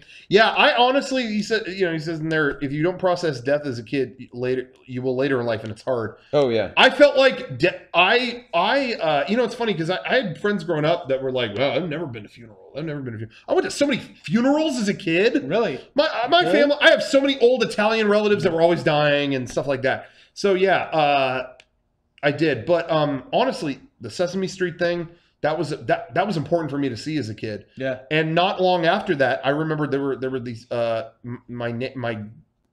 was always, my parents would go to work, my grandma would watch me. She would take me she had neighbors that were just friends and stuff, and we'd go visit them, whatever. And very early on, one of them died, and it was like, he would always give me gifts. Yeah, it was always like, you bringing Rocco over? Here's a gift. Here's some candy. Here's cool. Whatever. And then suddenly he was gone. So that happened very early on, and it was like they made me understand like that. People after a while they go away, and that's that. Yeah. That is how life is, and soon it will happen to you. Or not soon it will happen. It's coming. All right, you fucking 5-year-old, get ready. Age 6, you're fucking done. No, but you know what I mean. Anyway, I was made that very clear early on, and that gave me. It's funny because in my family, in the past few years, I've had some deaths that were very, very hard. Jeez. And it's funny because I've handled them okay. Sad, no doubt. Mm-hmm. But I've handled them. I've been able to when I've had other family members that, I can't deal with that right now. I can't. They want me to choose this, and I can't even think about that right now. They want me to do, and I've been able to do it. Yeah. And I really think it's because I had that right away. Yeah. In my head, death is natural. Yep. It's sad, but you can, I'm not doing any kind of repressed shit where, oh my God, man, and I'm not confronting it. It's not. It's just I'm very sad, but I can work through it and stuff like that. And I have other people my age in my family that I don't think had that experience. And when someone dies, it's like they're gone for a while. I can still contribute. I'm sad, but yeah. Same thing happened to me. I didn't know my dad's dad, and I barely knew my mom's dad because he died when I was like 7 or 8, and we had just gone and visited him in Lebanon because they both only lived in Lebanon. But yeah, like, so when I was like 7 or 8, I had that, and I had to understand that too. And like I said, my parents always explained to me that kind of stuff. So, like I think that's really what it comes back to for me. It's like, you can't expect kids to know everything. You have to educate them. You have to get them to understand. You have to take time to talk to them. And like, yeah, they obviously don't know how to do half the things that we know how to do because they've been around for a quarter of the life that we had. I remember being 10 years old and not knowing I didn't know where the fucking freeways were. And my dad was like, you don't know where the freeways are? I'm like, yeah, Dad, I don't drive. Why would I know what the 8 is? Like, it's not in my, it's not in my memory. But then I started driving, became educated, and know where all the freeways are now, So I feel like if you just sit down and tell your kids these things, you end up with a situation like you, where it's like, you understand it's death. You understand it's over. There's really not much you can do at that point. Yeah. So there's really no reason in like wasting that time just being sad. Yeah. And like, I'm gonna spike my phone because it keeps buzzing in my pocket. Sorry. It's like, all of a sudden I've been sitting here for 2-3 hours. Yeah. Phone has gone off 3 times. It's going off 6 times. I feel like Eric right now.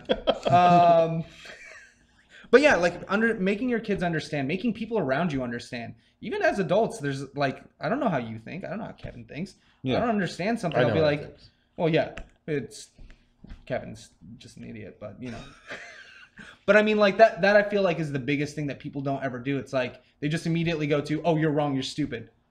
Hey, maybe if I just go like, hey, do you understand what I'm saying? Oh, no, I actually don't. Oh, hey, let's talk for a second and try to understand each other.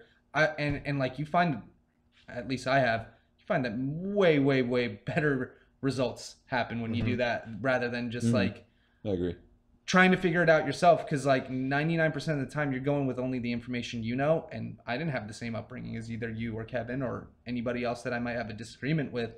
So like, I don't know, to me, it's always just it's always just a big deal to like try to explain shit to people. That's how you can have kids that can play violent video games and not go and murder a bunch of kids at school. The kids who didn't have anybody going, this is wrong, you don't do this.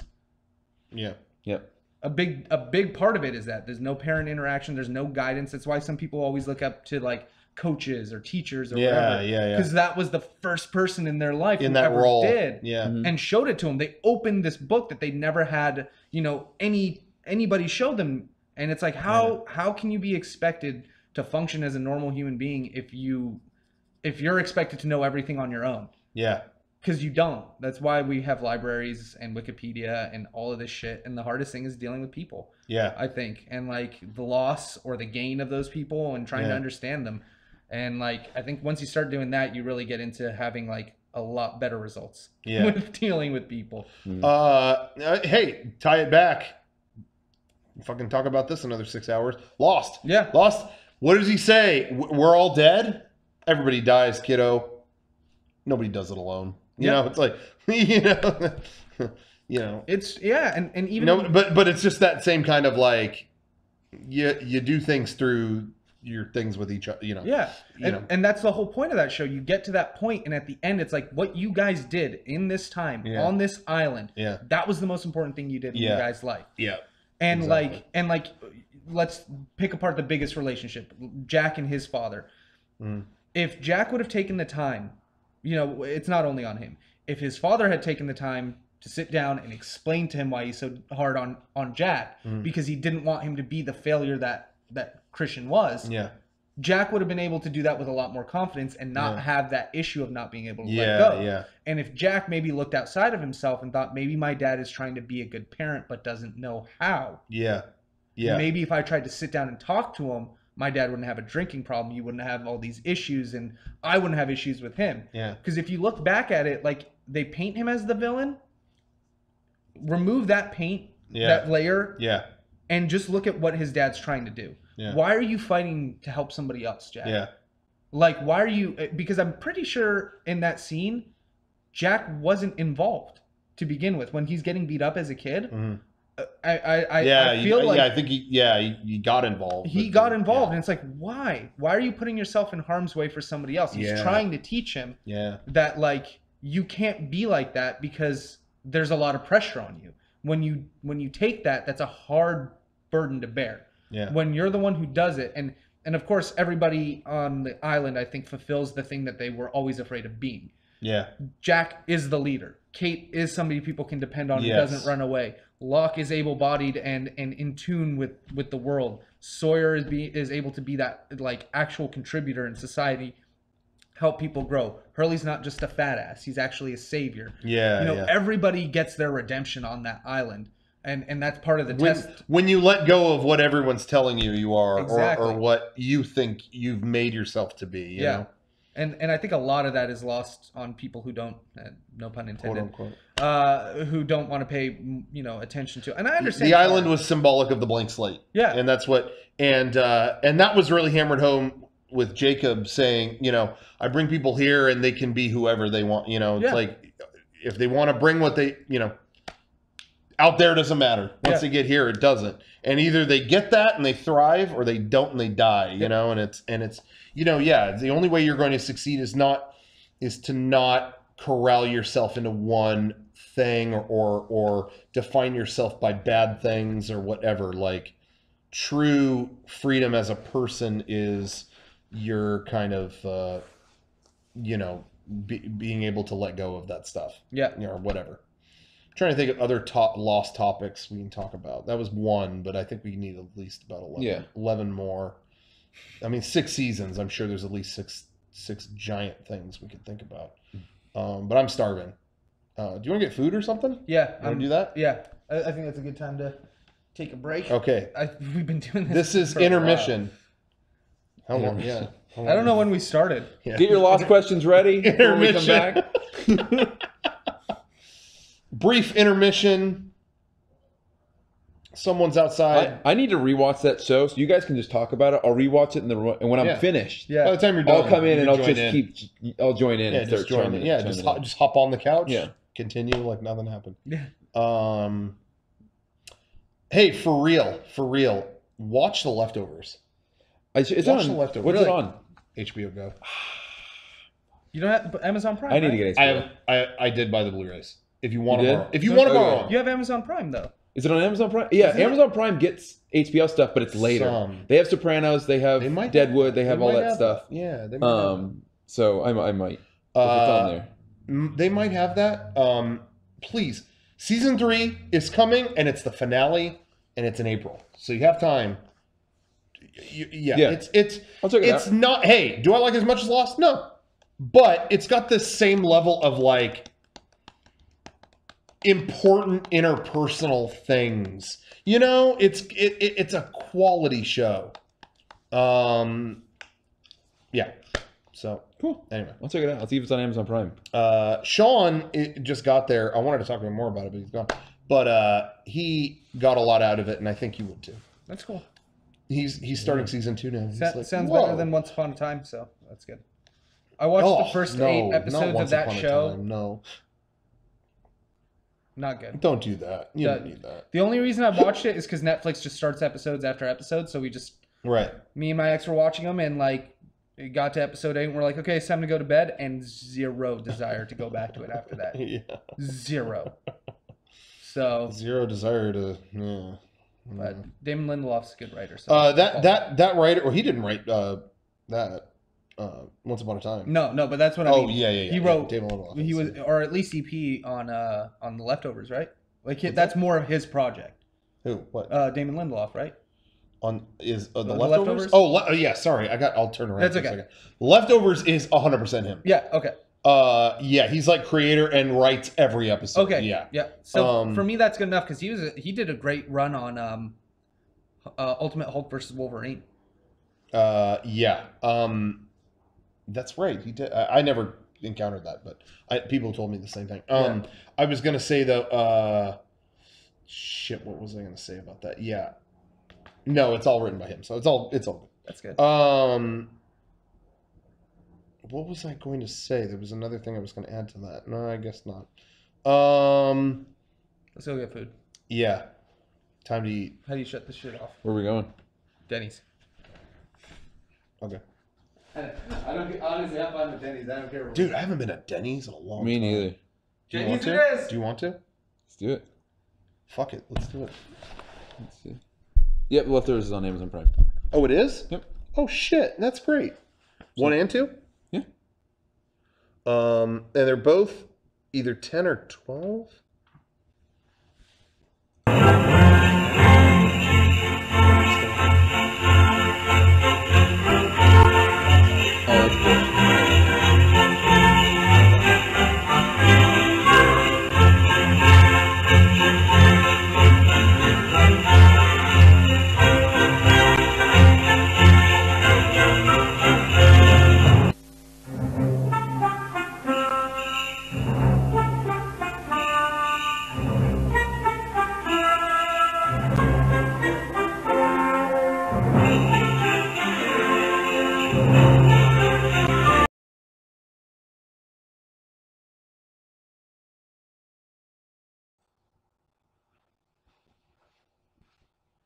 Okay, sorry, wait, I'm back on. Can you hear me? Can you hear me?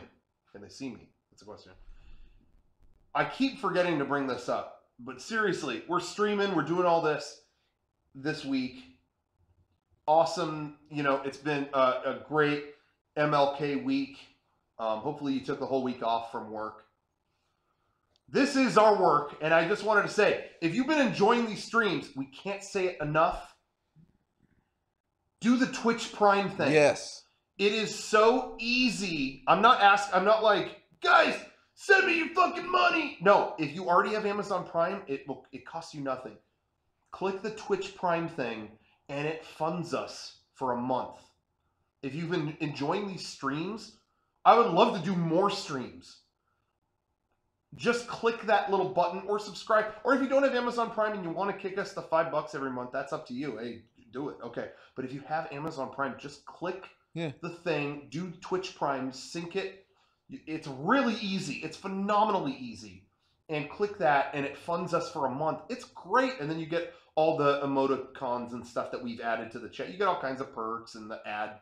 I don't think you get ads. No, I think, or limited ads or something. That's great. So anyway, if you have the chance, do that. I really appreciate it. If you don't want to, that's totally cool too. But we appreciate that. Now we're going to eat. And, because a couple of people did the Twitch Prime thing, I could finally eat. So that's good. We're going to have... We're starving. We're just eating I'm going to have bread and ham. Oh, yeah. This is because someone subscribed.